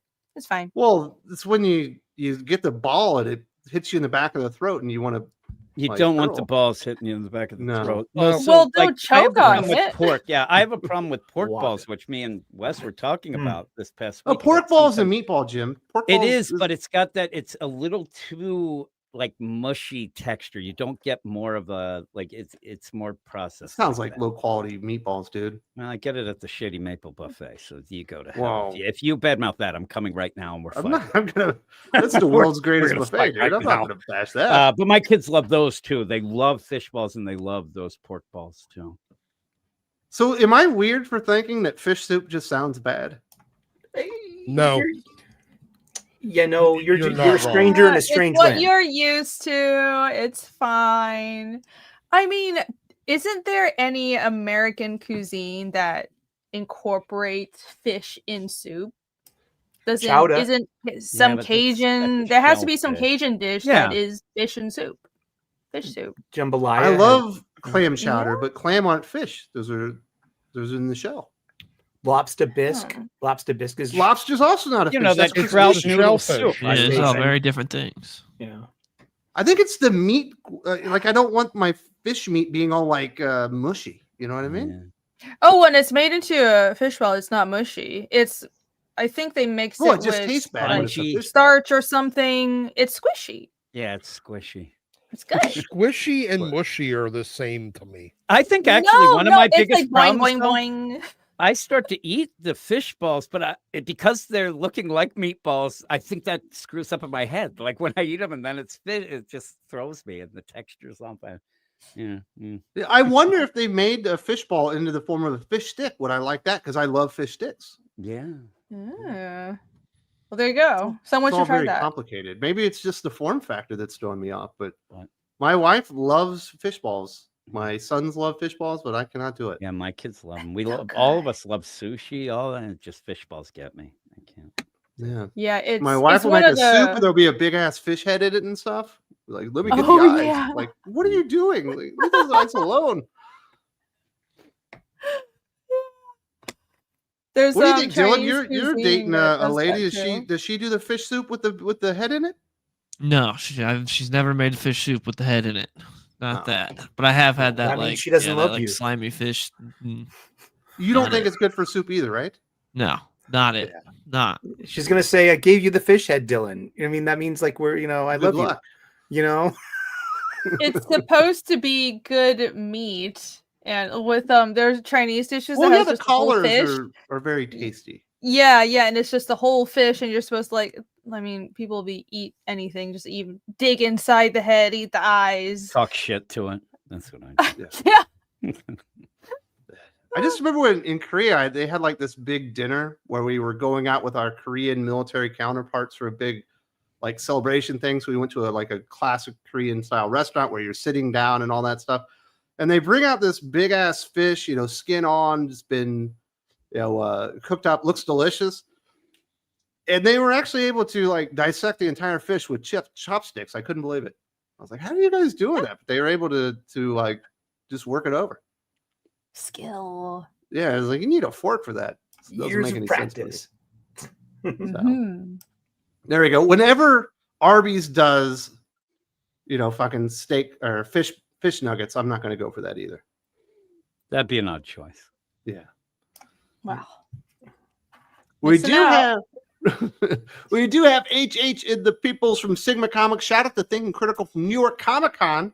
We have Drew, Aaron, Joe, AL, and we have you. Keep it tuned to Thinking Critical. Hey, HH, good to see you. Man, everybody's out at New York Comic Con. Why did you skip New York Comic Con this year, Irene? I'm just kind of conventioned out. I did 3 shows this year, one of which was in Japan, and I'm kind of done. Yeah, I need to hunker down and work on my comic right now. So hopefully next year we'll see how my schedule goes. It's hard to do a convention with an active campaign. Oh, and I want to make sure I promote the Kickstarter in the last couple weeks. So yeah. Very nice. How did Japan go? Oh, great. Yeah, it was definitely a learning experience. It wasn't the first time I've been to a convention in Japan. I've gone to Comic-Con as a fan, and I've actually tabled at Tokyo Comic Con a couple of times before, but that was when I was working for Marvel. So this time I went to Osaka Comic Con, and which is both Tokyo Comic Con and Osaka Comic Con are Western style conventions in Japan. So Japanese cons for Japanese comics are very different than American style conventions. They're dojins. It's just almost all fan comics. So it's very different. But Osaka Comic Con, Tokyo Comic Con are American style shows. But this time at Osaka was the first time I was bringing my own comic, Fiendish, to a Japanese show. So that was definitely very interesting. It was a learning experience. I had the first 3 books that are out so far translated into Japanese, and I brought them to the show. But there was definitely a language barrier because my Japanese is basically I can speak like a 1-year-old, so that which isn't very helpful when I'm trying to sell books. But because there were other Western creators there, I got tips on how to communicate my story. It was really interesting. At first, it was a struggle. But then I figured out, well, I should just print out these flyers with my character backstories and the summary for my comic in Japanese. I just started handing that out, and I did great towards the second half of the show. So yeah, I'd love to go back again. I'm excited. Very, very cool. I have been to been through Japan, but I've never really like been in Japan. But it's definitely one of the things I want to do. Oh, you gotta go. It's like magical. It's a magical place. We're thinking about maybe going to, is it Universal or Epic Universe? Yeah, I went this time too. Well, Universal, and they have a Nintendo Land there. So that's what my boys want. They're obsessed with it. Oh, they will love it. It's so much fun. It feels like you're walking into a Nintendo game. It's amazing. So you recommend it? Yes. You have to go there. Okay, here's a tip. You have to go there really, really early because I can give you some tips if you like afterwards. But if you go, it's there's like a lottery for a time slot to get into Nintendo Land, and it's difficult to get that lottery. But what I did was I just showed up at like 7 a.m, and people are already lining up. There's already hundreds of people lining up for Nintendo Land because it's first come, first serve. And after it fills up, because they have capacity issues, so they cut off the entrance to Nintendo Land, which is kind of split off from Universal. And once it's to capacity, they cut it off, and it's only by lottery. So just get there super early, and it'll be great. Well, very nice. That will be cool. Hopefully we get to do that one somewhat soon. And definitely, if you're at New York Comic Con, go visit HH, go visit Aaron, Drew, see if you can meet AL. Like I said, Vaughn Coleman's there, Joe Corral's there. Lots of great members of the family at New York Comic Con this year. And we've also got some other things, some major stuff going on at DC besides even DC KO #1, which we've definitely talked about already. But we had Absolute Batman 13 pop off this week. Now, Jim, earlier when we did the Hot or Not podcast, you didn't realize the book came out. Have you read it now? Yeah, I read it. So we got the first real debuts of Absolute Catwoman and Absolute Harley Quinn. Yeah, Harley Quinn, little odd. I didn't love the design, but overall, the issue was okay. It just ended up, it was trying to do some more character work, which the book kind of does need, but by the end, it kind of, I don't know. I didn't love it. It was okay. Mid. That's what Man, are you trying to get like an argument with Scott again? Maybe I didn't even think of that. He'll get all upset when you start yelling. The guy ends up messaging people, and there's got to be people more than just me who's been messaged by him, and he'll always come in with this very personal thing as if he knows you and you're best friends. And I just had enough of it. I said, listen, I know the game you play. It's fine. It's great that you support your stuff. Just when somebody doesn't like one issue, you don't have to, lose your shit over it. But it was okay. I like Absolute Wonder Woman the most of the Absolute books. I agree. Batman is second, but that's been for a while now, and this just continues. Batman being second, Superman's third, and you can go down from there. Flash. There's a big drop off when you start going down. When you get to that second wave of books. But Batman's okay. Absolute Batman's fine. I just end up where this one was kind of odd. And me and you, when we were talking about it, you mentioned the idea with Catwoman. And again, it's more of the party animal's mask, and it's okay. But when she comes in and beats the living crap out of Alfred, and then Batman's like, I can't have you around here. I'm like, no, I think you should get rid of Alfred. This Catwoman is pretty tough. And then they go make sweet love and then stuff like that. It was okay. It just ended up where it just was a bit more of a character deal, and it's kind of not what I'm there for, but you kind of need that occasionally. So were you surprised they threw Harley Quinn in this? Because it had been solely promoted and marketed on the fact that it was going to be the first time you was going to see Absolute Catwoman. Yeah, and that I was going to say that it is weird to say it almost felt like, well, this Catwoman's not going to really hit, so let's do this. But it almost feels like some of the Absolute stuff does end up being, hey, we need to get some hype. So how can we piss people off, or how can we make people get upset? And when Bane was first shown, Pinhead Bane, people flipped out. Now Harley, I don't know. It just felt weird. The style, I said it's like Negasonic Teenage Harley. But in the meantime, the character didn't really do much. And I was shocked that you had her here, but it's okay. It just didn't get me that excited. But then they had some announcements at Comic-Con, and I don't know. I'm still not settled in with all the books, and now we're going to have events. The Absolute Catwoman announcement. Yeah. So when you have all those things, I'm still settling in still after a year in these other books that I kind of just want to go with the flow with those for a while before we start doing other things. But that's just the deal. So Dylan, what did you think of the big debuts? I mean, yeah, Harley Quinn doesn't really do anything, and I didn't care for her design, but I like the issue overall. I just I wish Batman would have pressed Catwoman a little more on why do you look exactly like Black Mask. Exactly. Instead, they mention it for like one panel. He's just so down bad that he's like, I don't care. This like, come on, you're Batman. That's the weirdest thing. Yeah, like you said, though, like, but we care. You know what I mean? And you're like, God, why bring it up then?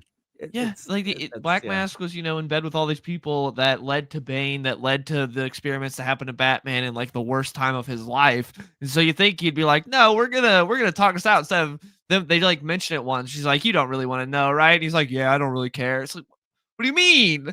Let's get to this. Like, why are we pushing that to the side? That infuriated me a little bit, but I still liked the issue. I thought it was good. I loved Batman on TV. I love how much of a brat he is about getting his ass beat by Bane 800 times. Like on TV, he calls him out. He's like, this time we're going to be 1v1 at the stadium and I'm going to beat your ass because I'm Batman and fuck you. I hate you. And it was great. I love that. I love that whole page of him going on the news and calling out Bane and just like having his whole hissy fit. That bit was great. But the Harley stuff was just whatever. Did you realize we were supposed to be pondering who's leading the Red Hood gang? No. I didn't realize that either. Yeah, that was one of the things. You're like, oh, that's the thing. I forgot because he has like a little video call with the Red Hood gang at the end of the Black Mask story, and it's maybe like half a page, maybe. Then they mention them in the last issue where he tells them something's off that I totally forgot about, and then you get the realism. I was like, I didn't realize this was supposed to be important. I hope in this version she's with Joker still. And she's the abusive one, really get back at him, I don't think that's what's going on. Yeah, I don't think I've seen what this absolute Joker is actually going to look like, and do not trust me, she's not going to be the abusive. I don't think anybody's going to be in bed with that guy. No. He's pretty messed up. But what did you think, Sully? Did you get into the absolute? Well, what did Jim call her? Absolute Harley? Negasonic Teenage Harley? Negasonic Teenage Harley. That's perfect. I mean, I'm not reading Absolute Batman. I'll catch an issue here and there. I like the Dragotta art. I like it how cartoony it is and over the top. But like you were saying, the more it focuses on Bruce, the weaker it gets. I like him. Yeah, and if it focuses on the big Batman and this cartoony superhero adventures, it's kind of fun. And but I don't know, just Harley looks like activist stuff. I'm sorry. Yeah. Yeah, I just thought it was trying to be like hey, look, it's like a Clockwork Orange meets this, meets that, meets maybe the mutants in the Dark Knight stuff. I don't know. It just was weird. I did see somebody say like maybe we could have just had a little bit of a Harlequin look. Like we don't even get that anymore in the regular deal. You got the neck tattoo with the with the triangle or the diamonds. Yeah. In that, I'm like, why does she have a checkerboard on there? That's a weird place to play checkers. It's a weird George Martin, R.R. Martin reference. Also, like when you look at it, I swear to God, the first thing that you look at is like, why is she wearing a sweatshirt backwards? And then you're like, it isn't backwards, but why is it so overdone? And then it's like pull down the thing so you can see your suit under. I'm like, this has got a lot of prep time for her to just show up, and it just was weird. It just was odd. I did like Catwoman pulling out a P90 and shooting everyone instantly. That was and good. Batman like not realizing that she had that the whole time. Like, what are you doing? It's like, you wouldn't have questioned that before you went out. She has it strapped to her back. Yeah, exactly. Yeah, and then they're all like snoring, and he's like, "I thought those were dead Z's." Yeah, I don't know what he was thinking. But then again, it was revealed those little things that was fentanyl, so they're all screwed. They're all dead. They'll be dead soon. So that wouldn't be good. No. So, what do you think, Rainey? Is this getting you excited about an Absolute Harley Quinn? Not really. No. The design put me off right off the bat. So the confusing part to me was I think the punk idea is cool. The idea of redesigning her as punky, and I like a lot of the I do like a lot of these new designs. I like how Batman looks, and But Harley Quinn doesn't even look like a woman anymore. And part of her character was she was a bit of a, I wouldn't say femme fatale, but it's like Poison Ivy. She was alluring. She's Siren. feminine. You can tell she's a woman. And now she kind of looks like a teenage boy. And I'm not sure what that is supposed to communicate. But yeah, I don't know. Not really appealing to me. That's just me. It looks just like it looks like very cosplay friendly. This is gonna, hopefully it's lazy cosplay. Yeah, I mean, over the years, I've seen the Harley Quinn cosplayers actually reduce. Like the past 2 years, I've seen the least amount of Harleys in cosplay, and I've noticed that because Harley was everywhere for years. Girls loved to cosplay as Harley Quinn, and this design is just an extra. You have to shave your head. You got to shave. Now you're gonna have to get a Tilly Savalas, mask. I don't actually think this would encourage people to cosplay. I think maybe that was part of the thought process behind this design, because you just get a suit and a baggy big red hoodie. But at the same, well, first of all, you have to shave your head. Good point. But women like cosplaying female characters that are sexy. Like regardless of what you're told.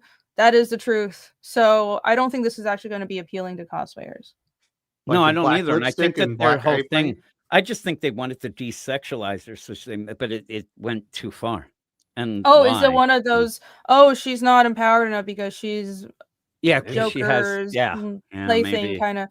Well, that's part of her character. Yeah. That's just, she's Joker's minion and she's like always at his feet. That's part of who she is. So, I mean, you don't have to like it, but she kind of reminds me of that Furiosa movie. Yes. Yes. I also think it's one of those, it's absolute universe. So they're like, okay, we want to do something opposite. But then again, they didn't think in their head, like, what would people want? They're just going opposite. And they went that way. And it just didn't work very well. But it's got spec value. Yeah, Furiosa, I liked the movie, but she also wasn't. The part I didn't like was, I mean, the movie wasn't even about Mad Max, but her character wasn't annoying. But she wasn't really anything. She just kind of sits there. Yeah, she was like generic tough girl character, but she wasn't changed from a previous character who didn't have a shaved head and was like a feminine character. And then if it's different if you invent a character who right off the bat is like Furiosa, like tough girl, shaved head, whatever. But if you have a character who is feminine and alluring and then you change it just to make maybe a political point or just to subvert readers' expectations, that's a bit of a betrayal to the readers and viewers. That's different, right? To make a turn around like a 180 on your fans.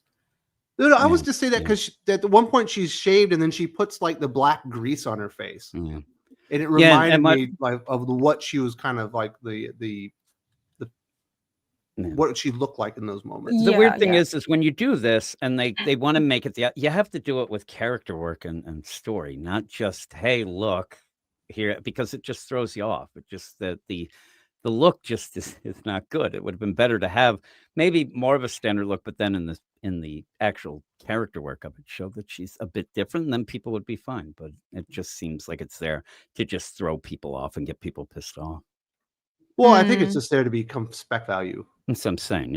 Yeah. Just... But do we need an absolute version of every character in the Batman mythos? Nope. Yes. I want absolute. We could come up with a new character for this absolute universe. Absolute Sully's got big afro.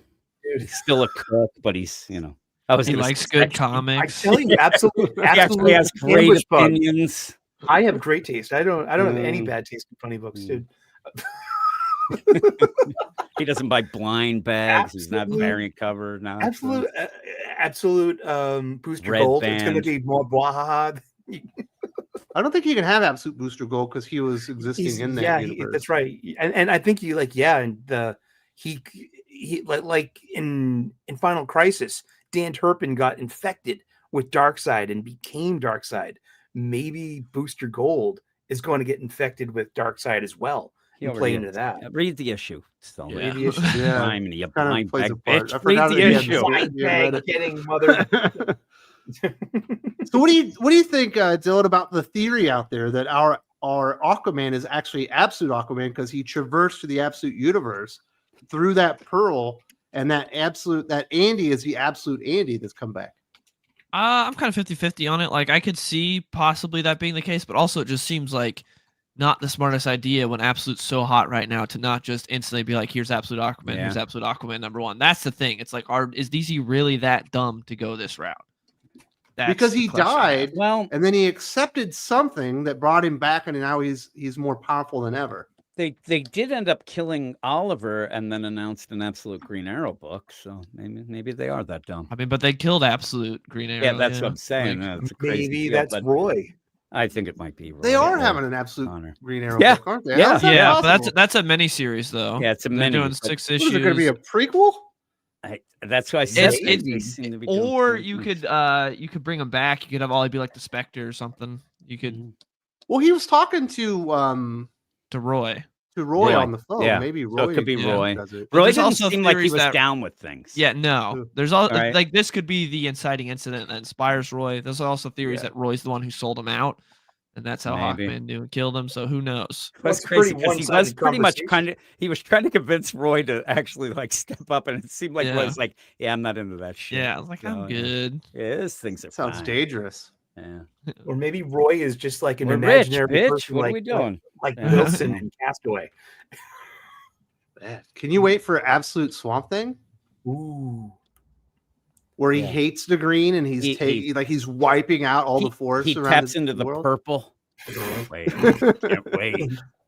What is the purple, Jim? I have yes, Sully. Plastics. Sully's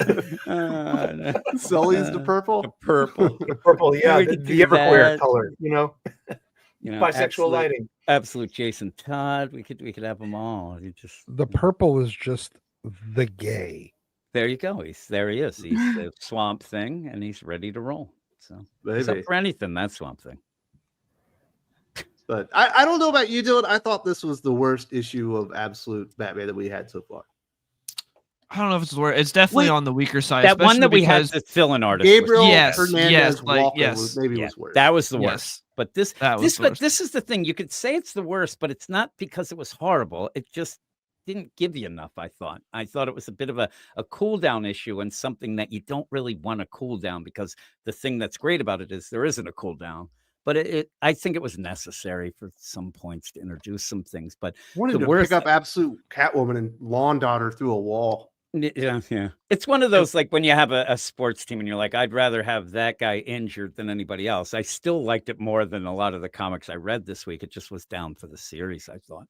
It was Bubble definitely a head. lower point, but especially because we're coming off like we've got 2 or 3 issues in a row that were just like banging on this series and things were going crazy, and then this is a slowdown. Mhm. Well, yeah, the reveals of Penguin and Two-Face and all that stuff. That was over the top brutal. That was pretty gross.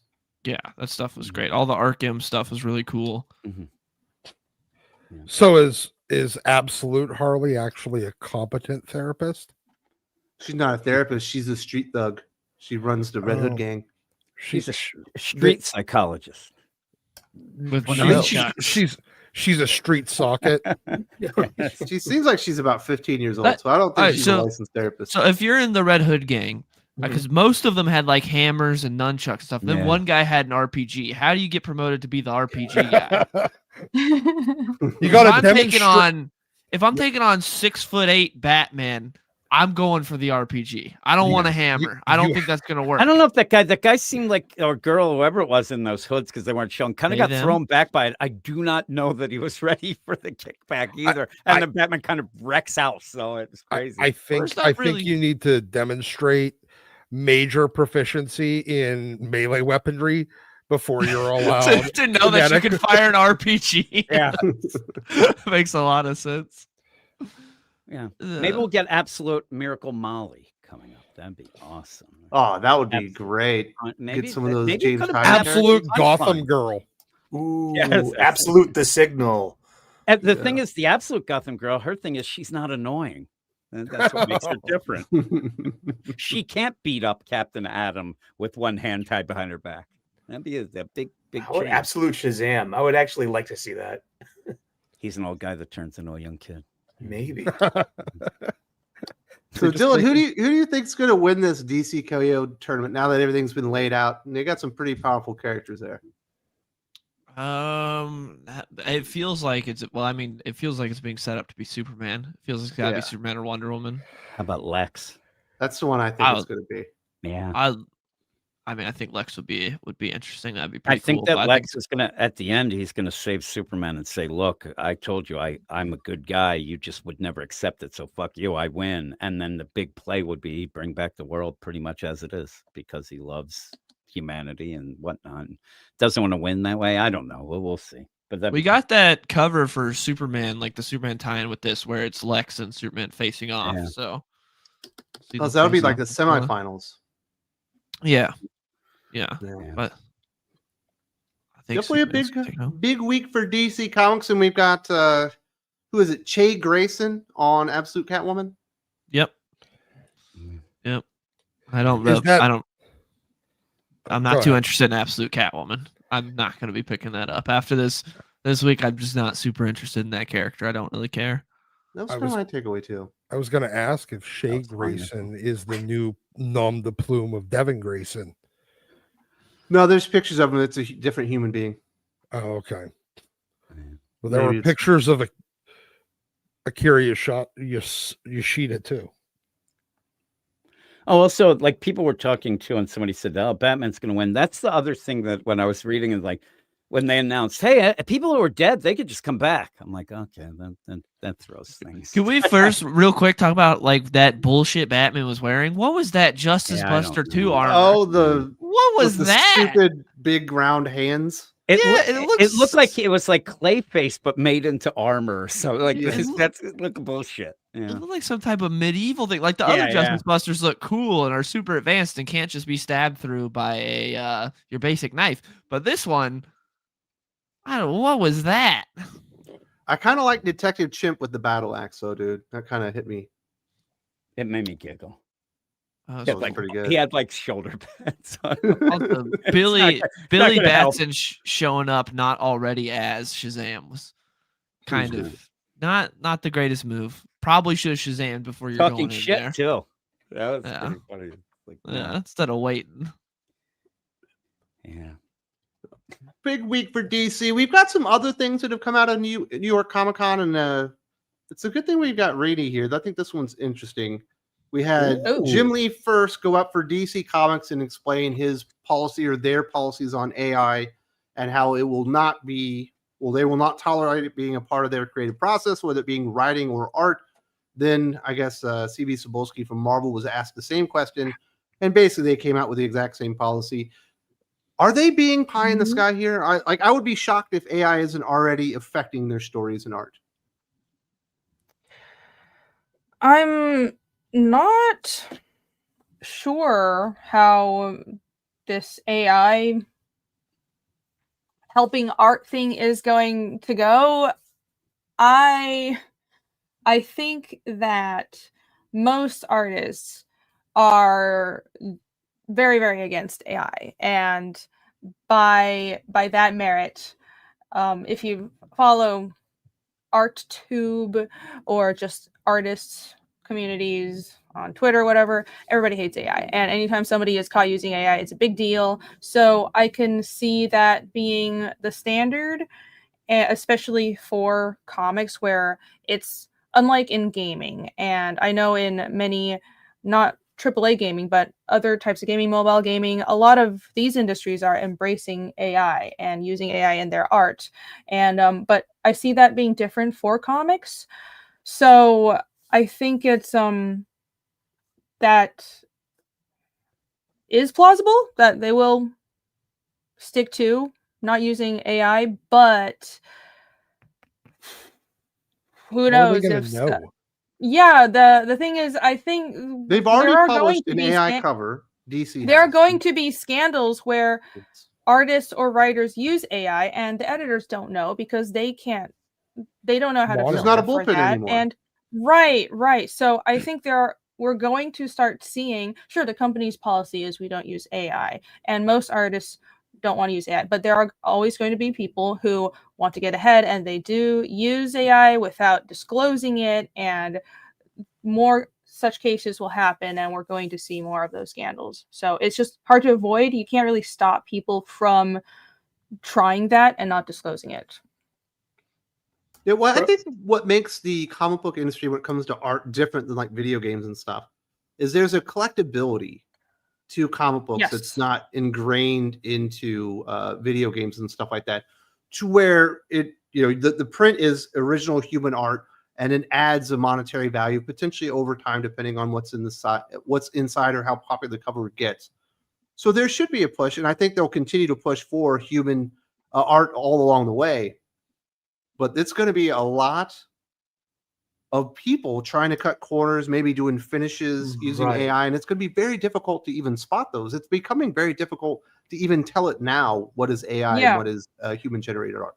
Yeah, and AI is getting so good. I mean, part of the reason I switched back to drawing my pages traditionally is so there is no doubt that my work is traditional. I see people who can draw actual physical pages, that kind of art will have more value because digital art will become so easy and AI art will be so prevalent. I think it's just an uncomfortable fact that artists will have to deal with. You can't stop this stuff from proliferating, and you're correct. Comics are different than other industries like gaming or other types of commercial art because it matters who draws the art. When you make a comic, it's not just a nameless creator, a nameless artist or writer. A certain artist's name is on the comic cover, and you're buying the comic for an individual style. So that's why it's different, not to mention the collector's market where people do sell original art if that exists. So I think this will become more of an issue in comics going forward. I was thinking about this angle too. I mean, over the past 25 years, comics have become very dependent upon the digital part of the creation of the medium itself. It saves time. It saves, you have a publisher in Seattle, you have an artist in South America, you have a writer in Canada, and they can all meet digitally in the middle and get their project done. But also things like lettering.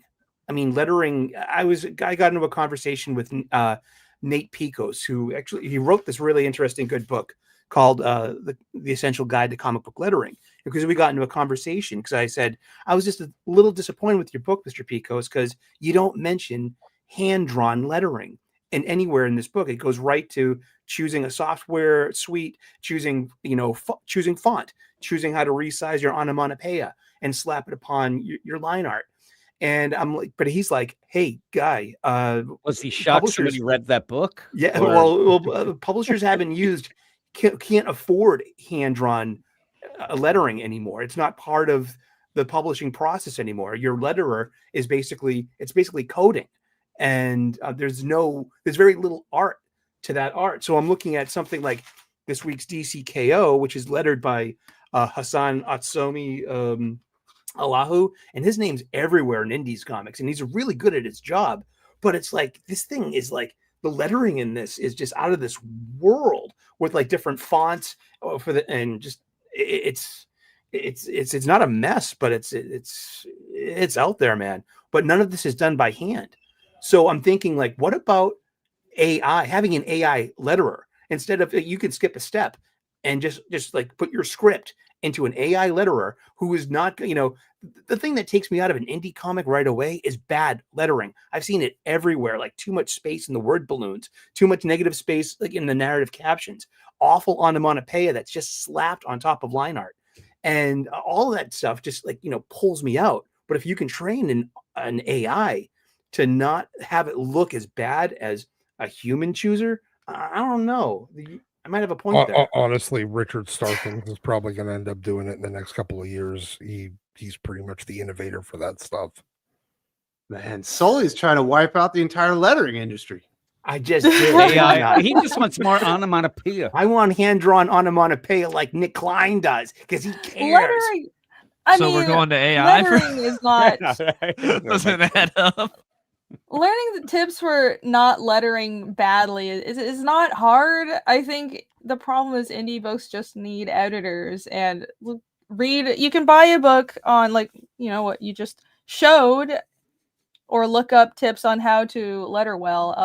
I think you're right. A lot of indie books have terrible lettering, but it's because nobody thinks that it's actually that difficult. Oh, you just slap letters on a page, right? It's just speechable. No, it's very nuanced. It's just like coloring. There's a technique to it, and it's actually very hard because it's so subtle. So I think it's just a matter of the people doing it putting effort into it and caring about it and realizing that it's important. It's not that difficult or that expensive to get good at it. You just have to understand all the bullet points. But yeah, I think I don't know if AI lettering would actually fix that. I actually think it would mess things up because it's still not human eyes. I think it maybe the proliferation of AI, I hope that it would push real human artists to be better, because now you have competition. It's faster than you. It can aggregate styles and work faster than you. So how about you do the things that only humans can do, which is innovate and communicate human emotions to people. I want it to push human creators to be better. And concentrate on your own unique style so that it yes that is, you know, yours, that you can end up saying, I want that person's art, like you said, what most people do. But yeah, that's what AI can't do. AI can't innovate new styles, and it can't push that human ingenuity, which is communicating with society. What does society want to see now? What is the mass consciousness demanding? AI can only aggregate. So maybe human artists and whatever part of the creative process you're on, lettering, writing, drawing, maybe it'll make you a better creator. Because if you're not, well, AI will take your job. But it doesn't have to if you don't suck. I think at some point, and I think this is awful, and I'm not really for AI in art. And if you want to make an AI comic book and you say, hey, this is AI illustrated, and you tell people up front, I have no problem with it. Like, go do your own thing. But if you're going to say this is, you know, human art and that's what we're going to stick to, I think eventually Marvel and DC will have somebody, you know, pencil the book, and then they'll throw it in the AI, it'll ink it and color it. Yes. I can see that happening down the line. You know what I mean? Yeah. I mean, they've been doing digital coloring for what, 30 years at this point, almost 35. It's a matter of they have enough to train the AI model on coloring. You just kind of tell it whenever you want it something altered. Yeah. I think you end up with a little bit more. You might or might not end up, if it's any good, you end up with a little more consistency to tone. But it's also, you know, whenever you have a random like panel where it's like all red, like red hued to everything, that's gonna not be there anymore. You're gonna need somebody to manually go through it afterwards and make adjustments. Yeah, but we'll see how it goes. I'm glad that they came out with actual policy and that they've said this is what we're going to do and this is the plan forward. And it sounds like Marvel and DC are essentially on the same wavelength, but I don't think long term they're going to be able to do that. But we'll see how it goes. Am I the only person crazy here, Rini, that thinks that maybe we shouldn't be incorporating AI into our day-to-day lives? Oh no, I do agree. I watched Terminator. It's a bad idea. Right. It's not just that, but I think there's, aside from the AI becoming our evil overlords and taking over society and enslaving us and turning Earth into the Matrix, I think the real danger is humans not knowing how to think anymore. I mean, I was just reading this article, I forgot where, about how so many millennials or Gen Z people who grew up on the internet, they have trouble forming opinions of their own. It's always, what does ChatGPT say? What does Grok say? What does the computer tell me to think? And I think that's you know, I don't like using the "it's dangerous" line, but I think it's a travesty more than it's dangerous, because our ability to think for ourselves and parse and read with understanding, read text with understanding, understand the world, form our own opinions, leads to us being creative and being able to actually innovate and be functional human beings. And I think relying too much on AI to do our thinking for us, to do our research for us, that is a crutch that essentially atrophies our brains. So I am against completely relying on AI for absolutely everything in our world. Like, it is a useful tool. I don't think we're ever going to ban it. We're not getting rid of it, but using it as a crutch all the time is really bad. I think in some ways it's kind of the logical conclusion of a lot of the informational processes and how people process information that we've been going through for the last 50, 60 years. Because, you know, back in the day, everybody, you know, kind of knew things. They knew facts. They knew this, that, and everything else. Then you started getting into you didn't have to necessarily know things. You just had to know where to go to get the information. How to do it. Yeah. Right. And now you're know the tool that will do the thinking for me. Well, as somebody who argues with people, I will tell you that most people now, they don't even go to look at it. Exactly. They'll just yell something that they heard down the lane through this, and it's easily looked up, and yet they don't. So I don't know what the hell's going on a lot of times nowadays, where it's just repeating something you heard before. You don't even know where that information came, and it just causes problems. And it's pretty weird if you probably noticed this, Doc. If you use like ChatGPT or Grok or even like Gemini, like the big ones that I think a lot of people are probably using, there's no intelligence there. No, it's a random answer generator hoping to answer the question the way that you want it answered. Yeah, pretty much based on a handful of sources, which may or may not have a lot of credibility to them. Yeah, and when you first start doing it, though, and like it's fun, and you start putting in things, and you think that it's, oh my God, this is so innovative. Once you do it enough, and when you really want some information that you really need, then you realize that, like when I say Jackson Dart versus Jalen Hurts, it's not going to get. It's going to say, well, I looked up this, and I'm like, I could have done that, you son of a gun. But yeah, it ends up where you realize the limitations if you use it for a little bit more, and but some people don't care about that, and like a lot of times what I use it for is that it's just one less step of me going to Google and searching something. It's a great search engine. That's really good for recipes. Yeah, recipes. It's great for recipes. It's you know what? It's actually okay with like sorting stuff from sorting stuff, identifying like analyzing material in, like, say, spreadsheets and seeing trends. That way something, you know, finding conclusions based on data, and like, but objective data. And the other thing, it's actually okay for like some of the much more tedious administrative tasks that you might have in, say, the corporate world. Okay, got to put a policy together on how to open a door correctly, or whatever the fuck stupid thing you got to do, and it'll aggregate check all the policies out there and make sure it hits all the topics and then it'll look at, like, say, like the DOT or OSHA or, you know, any sort of like legal requirements you have to have, and put that together. Yeah. So, but the problem is, Doc, if it can't find it, it will lie and make it up.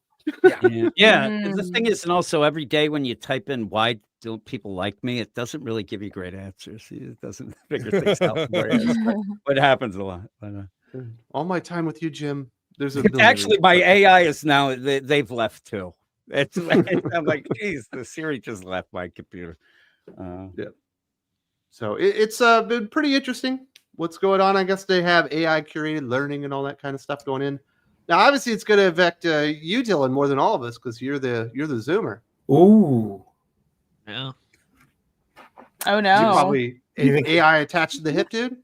No, I don't. I'm annoyed that like when you Google, the first thing that comes up is AI. Is the AI answer? But the best thing to use that for is you just ignore all the bullshit spews out. And you just go to the bottom where it has the source links, and you click on those. And that's the best way to use Google AI. But 'Cause what it about finally- when the source link is Reddit? You're like, Yeah. what? Reddit is one of the best things for like finding stuff on there because it's just a bunch of people like figuring out the problem. Unironically, ever since they fucked up Google like 5, 6, 7, 8 years ago, however long, Google's been terrible for a while now. Reddit's the best way if you're trying to find like a fix for something. You just search it up and then Reddit, because then there's just like 18 people on there. And like one dude had your problem 10 years ago, and you're like, yes, Oh, I know what you're super talking fucking about. That's kind autistic. of true. it's literally You're that's like, the yeah. What happened to my Photoshop here? I've got a spitting bar and the left side is Yeah. gray. Yeah. And you Yeah. put it in there and That you- is there's Yes. true. Yes, you I've searched gone up to and you did Reddit Reddit, for yes. troubleshooting tech. It's Yes. basically looking at. I do it for. I don't use it much for. I'll use it for electrical sometimes. Occasionally auto repair. With diagnostic. But actually, old forums actually like the old like message boards and chat forums were very useful for that kind of stuff. That's what it should integrate. I think we're kind of winding down. We got Super Mastermind. DL site now has a non-MasterCard Visa option. It sells comics without needing permission to sell some content. Oh, that sounds like a crime. Shady. Not sure how that works. I don't know what DL site is, but this sounds like a crime. It sells comics without permission. That's how I'm reading it. What is this? I don't know. Yeah, super. You Well, download elaborate. site. You can just, I guess, upload stuff in there. Is it a piracy site? There are a lot of That's websites. what it sounds that. like. But it's That you pay for with Pay for non-Visa and MasterCard options? it's an e-commerce storefront for digital distribution services for downloading and selling a mixture of all ages, adults only. Dujonshi Games, digital manga, light e-novel, ebook. Oh, is this Doujinshi, trying to fan comics. Right, is that's- this trying to yeah, get around the Japanese fan weird like Steam MasterCard Visa deplatforming of any like adult games? I remember hearing about that a couple of months or like a month or so back. But Like- they do have restrictions on AI generated content. At least that's the wiki says. I can't wait for the Grokky to show up. Who else is going to use Grokkopedia? Nobody. Grokkopedia. I love Grok. Grok's kind of an idiot. I love pointing out things when Grok's wrong. It's like, no, Grok is both very useful and hilariously wrong at the same Yes, time. yes. So it's Mhm. Just like actually Grunk. great. It's great for generating recipes. That's the best thing about Grok. You're like, hey, Yes. I have these 5 ingredients and I don't want it to taste terrible. What should I do? Yeah. Don't I make think fish it- soup. Wait until No it fish starts, soup. wait until it starts telling you to like. Well, actually, you know what? I found an interesting AI. I heard an interesting AI story last night.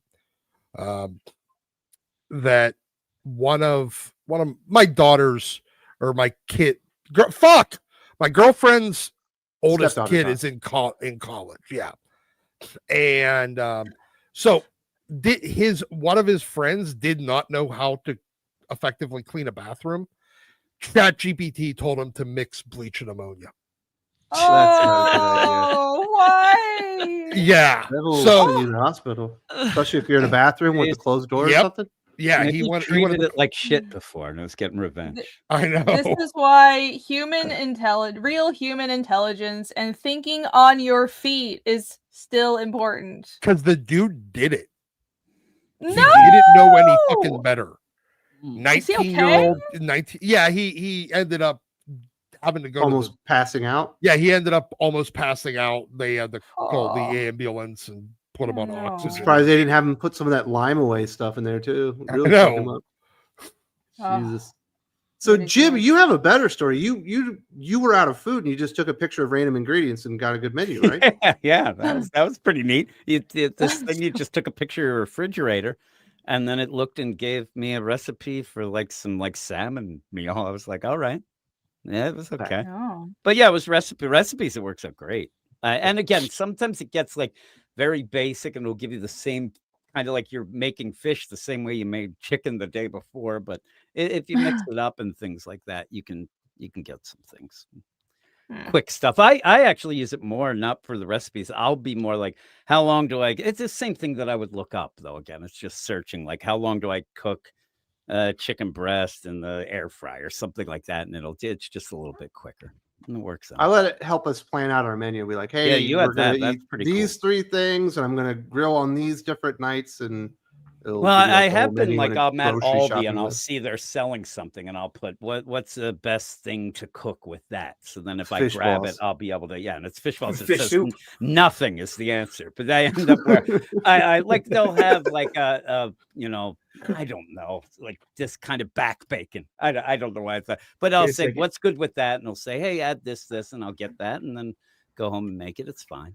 Wait a second. like Grok that. just told me to go to Abby's instead. Use the Yeah. drive-through. Yeah. Get the chicken. Get Steak the steak bites. nuggets. Steak nuggets. What I will say, AI and Grok is good for, like you said, recipes, aggregating. But I was looking for a new production company to make some merch and printing some stuff, and I couldn't. I needed something very specific. So what I ended up doing was going to Grok and asking Grok, give me all of the printers, factories, whatever in the United States that do these things. Give me all of their emails. So instead of spending hours on Google Yeah, trying that's to find good. every printer and looking through their services to find if they did the thing I needed them to do, Grok gave me like freaking 20 printers and factories to contact. So it's great for that aggregating. Yeah. There is use for it. Grok is actually good for research. It will lie less than ChatGPT. Yeah. From what No, I've there you go. observed. Yeah, just So let's don't let get it think for you and do all your work for you.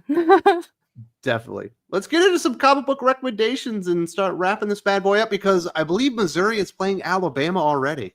And that's going to be a big game for me. So, Reedy, you are joining us. Thank you so much. Hope you had a great time. Are there any books you're did. recommending? That you Ooh. Well, I was just showing everybody. Oh my gosh, I just dropped something.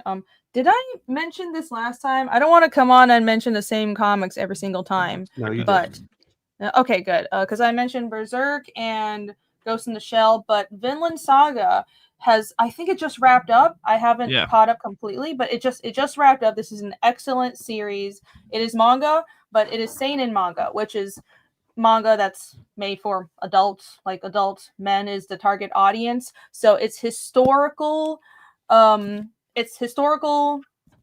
fiction Viking? set in the Viking age, and it's an excellent story.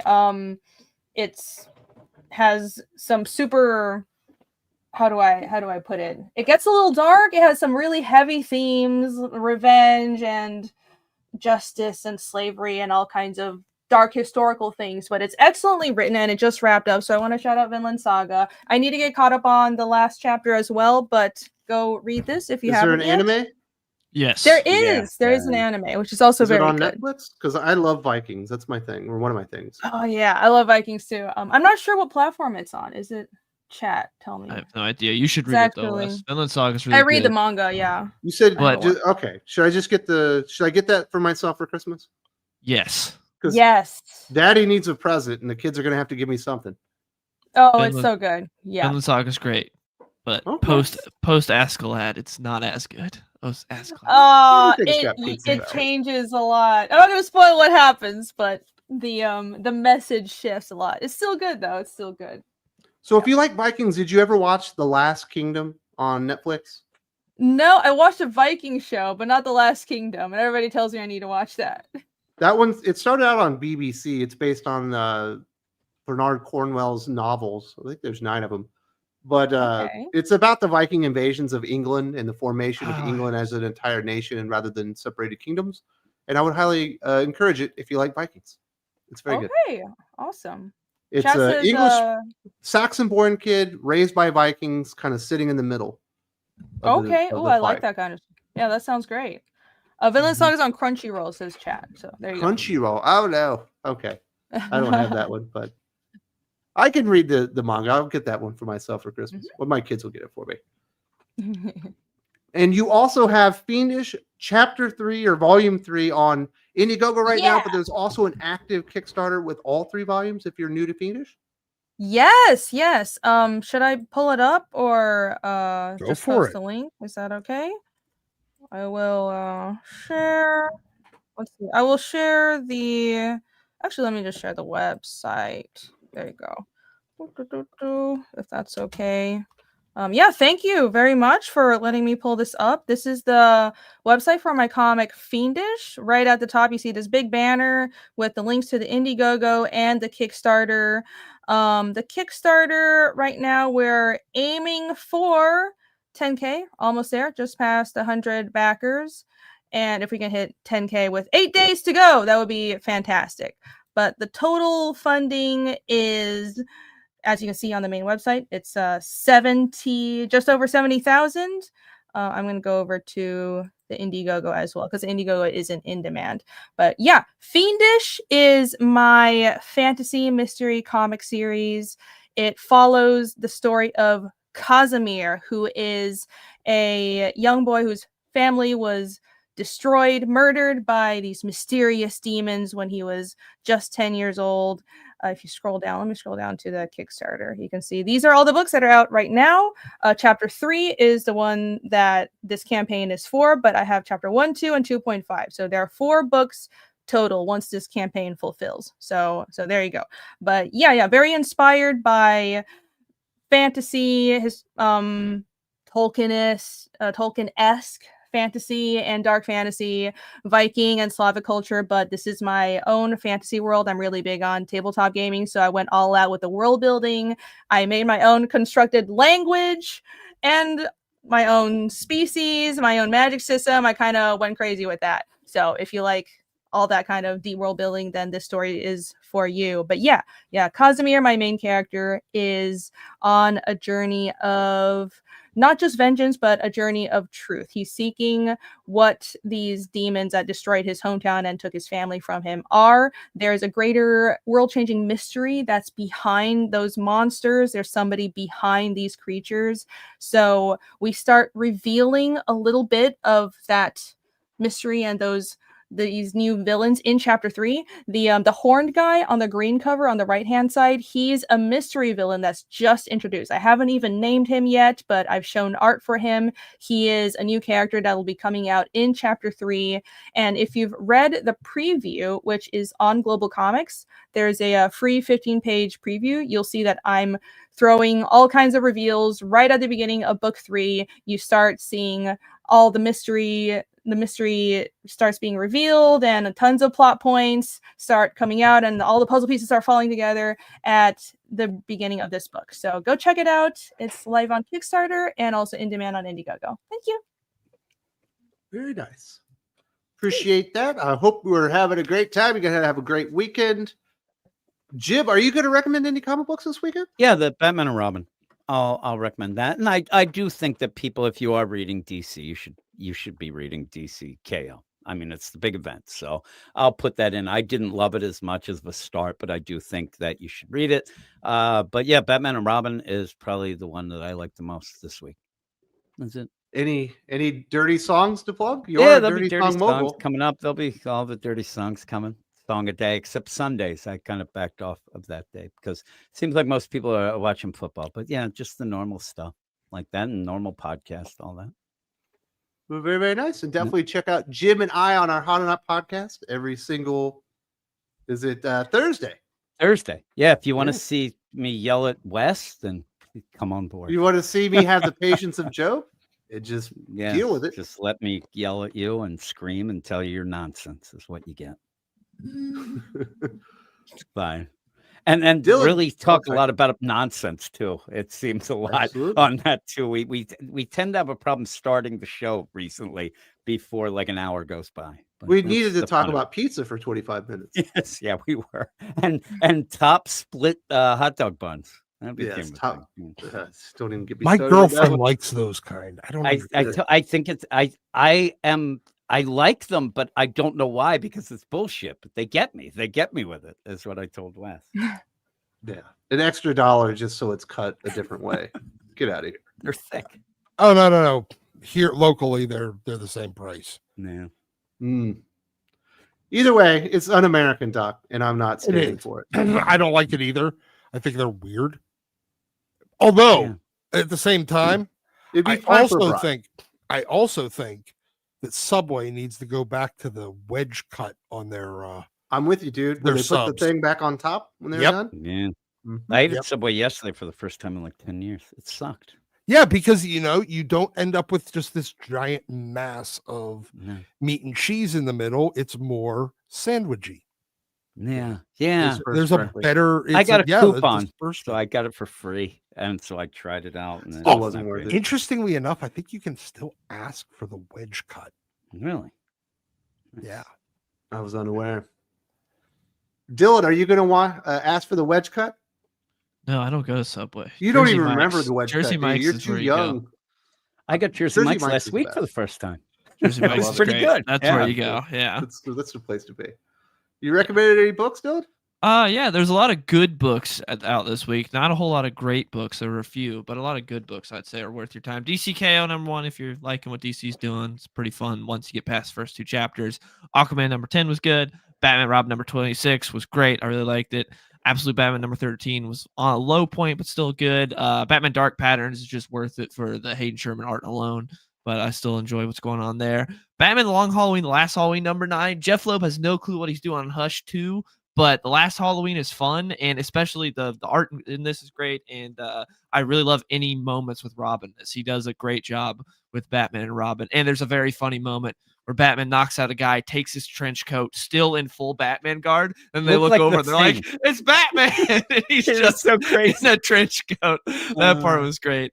Marvel Knights Punisher #1 was great. I really like that from Jimmy Palmiotti and Dan Panosian. The art on that is so good. And we got a new silent interlude with G.I. Joe Real American Hero 321. Great. The Sacrificers is back with The Sacrifice #16, probably my favorite comic this week. And that was amazing. And so I'd recommend that as well. You thought that was better than Conan the Barbarian? Yeah. Wow. Ooh, that's crazy. I thought Conan the Barbarian was the tits. Wow. Conan was really good. It was I like Sacrifice better. that art was amazing. Art was great. And you've got a video up right now about DCKO? Yes, I did a whole big video talking all about DCKO and everything that's happened, giving my Spoiling thoughts it? on that. Yeah, I give a spoiler warning in all my videos, though. All right. You doing any streaming? Not lately, no. But whenever I get the time, I'll. When are we gonna stream the Oregon Trail, dude? Who knows? I haven't played that game since I was a kid. You and I trying to make it across America with a couple of kids? Could be weird. Yeah, I've heard about that. So it's the Oregon Trail? Maybe. Something like that. Sully, you recommended any books? Heck yeah. I got 9 floppies this week from my local comic book shop. It was a big week. I got floppies. I got the blind bag that I opened today here on the show. I got the Jim Lee Virgin Foil variant cover of Darkseid. So I'll get into that a little later. I enjoyed Aquaman #10 by Jeremy Adams. Pretty decent issue. Part 6 of 6 with the Starbreaker supremacy of on Green Lantern Corps. It was fine. It's just Jeremy Adams is off the book now. It's only Morgan Hampton now. Really? Well, that might have something. I might have to take it off my pull list because I follow it for Adams. Yeah, sorry.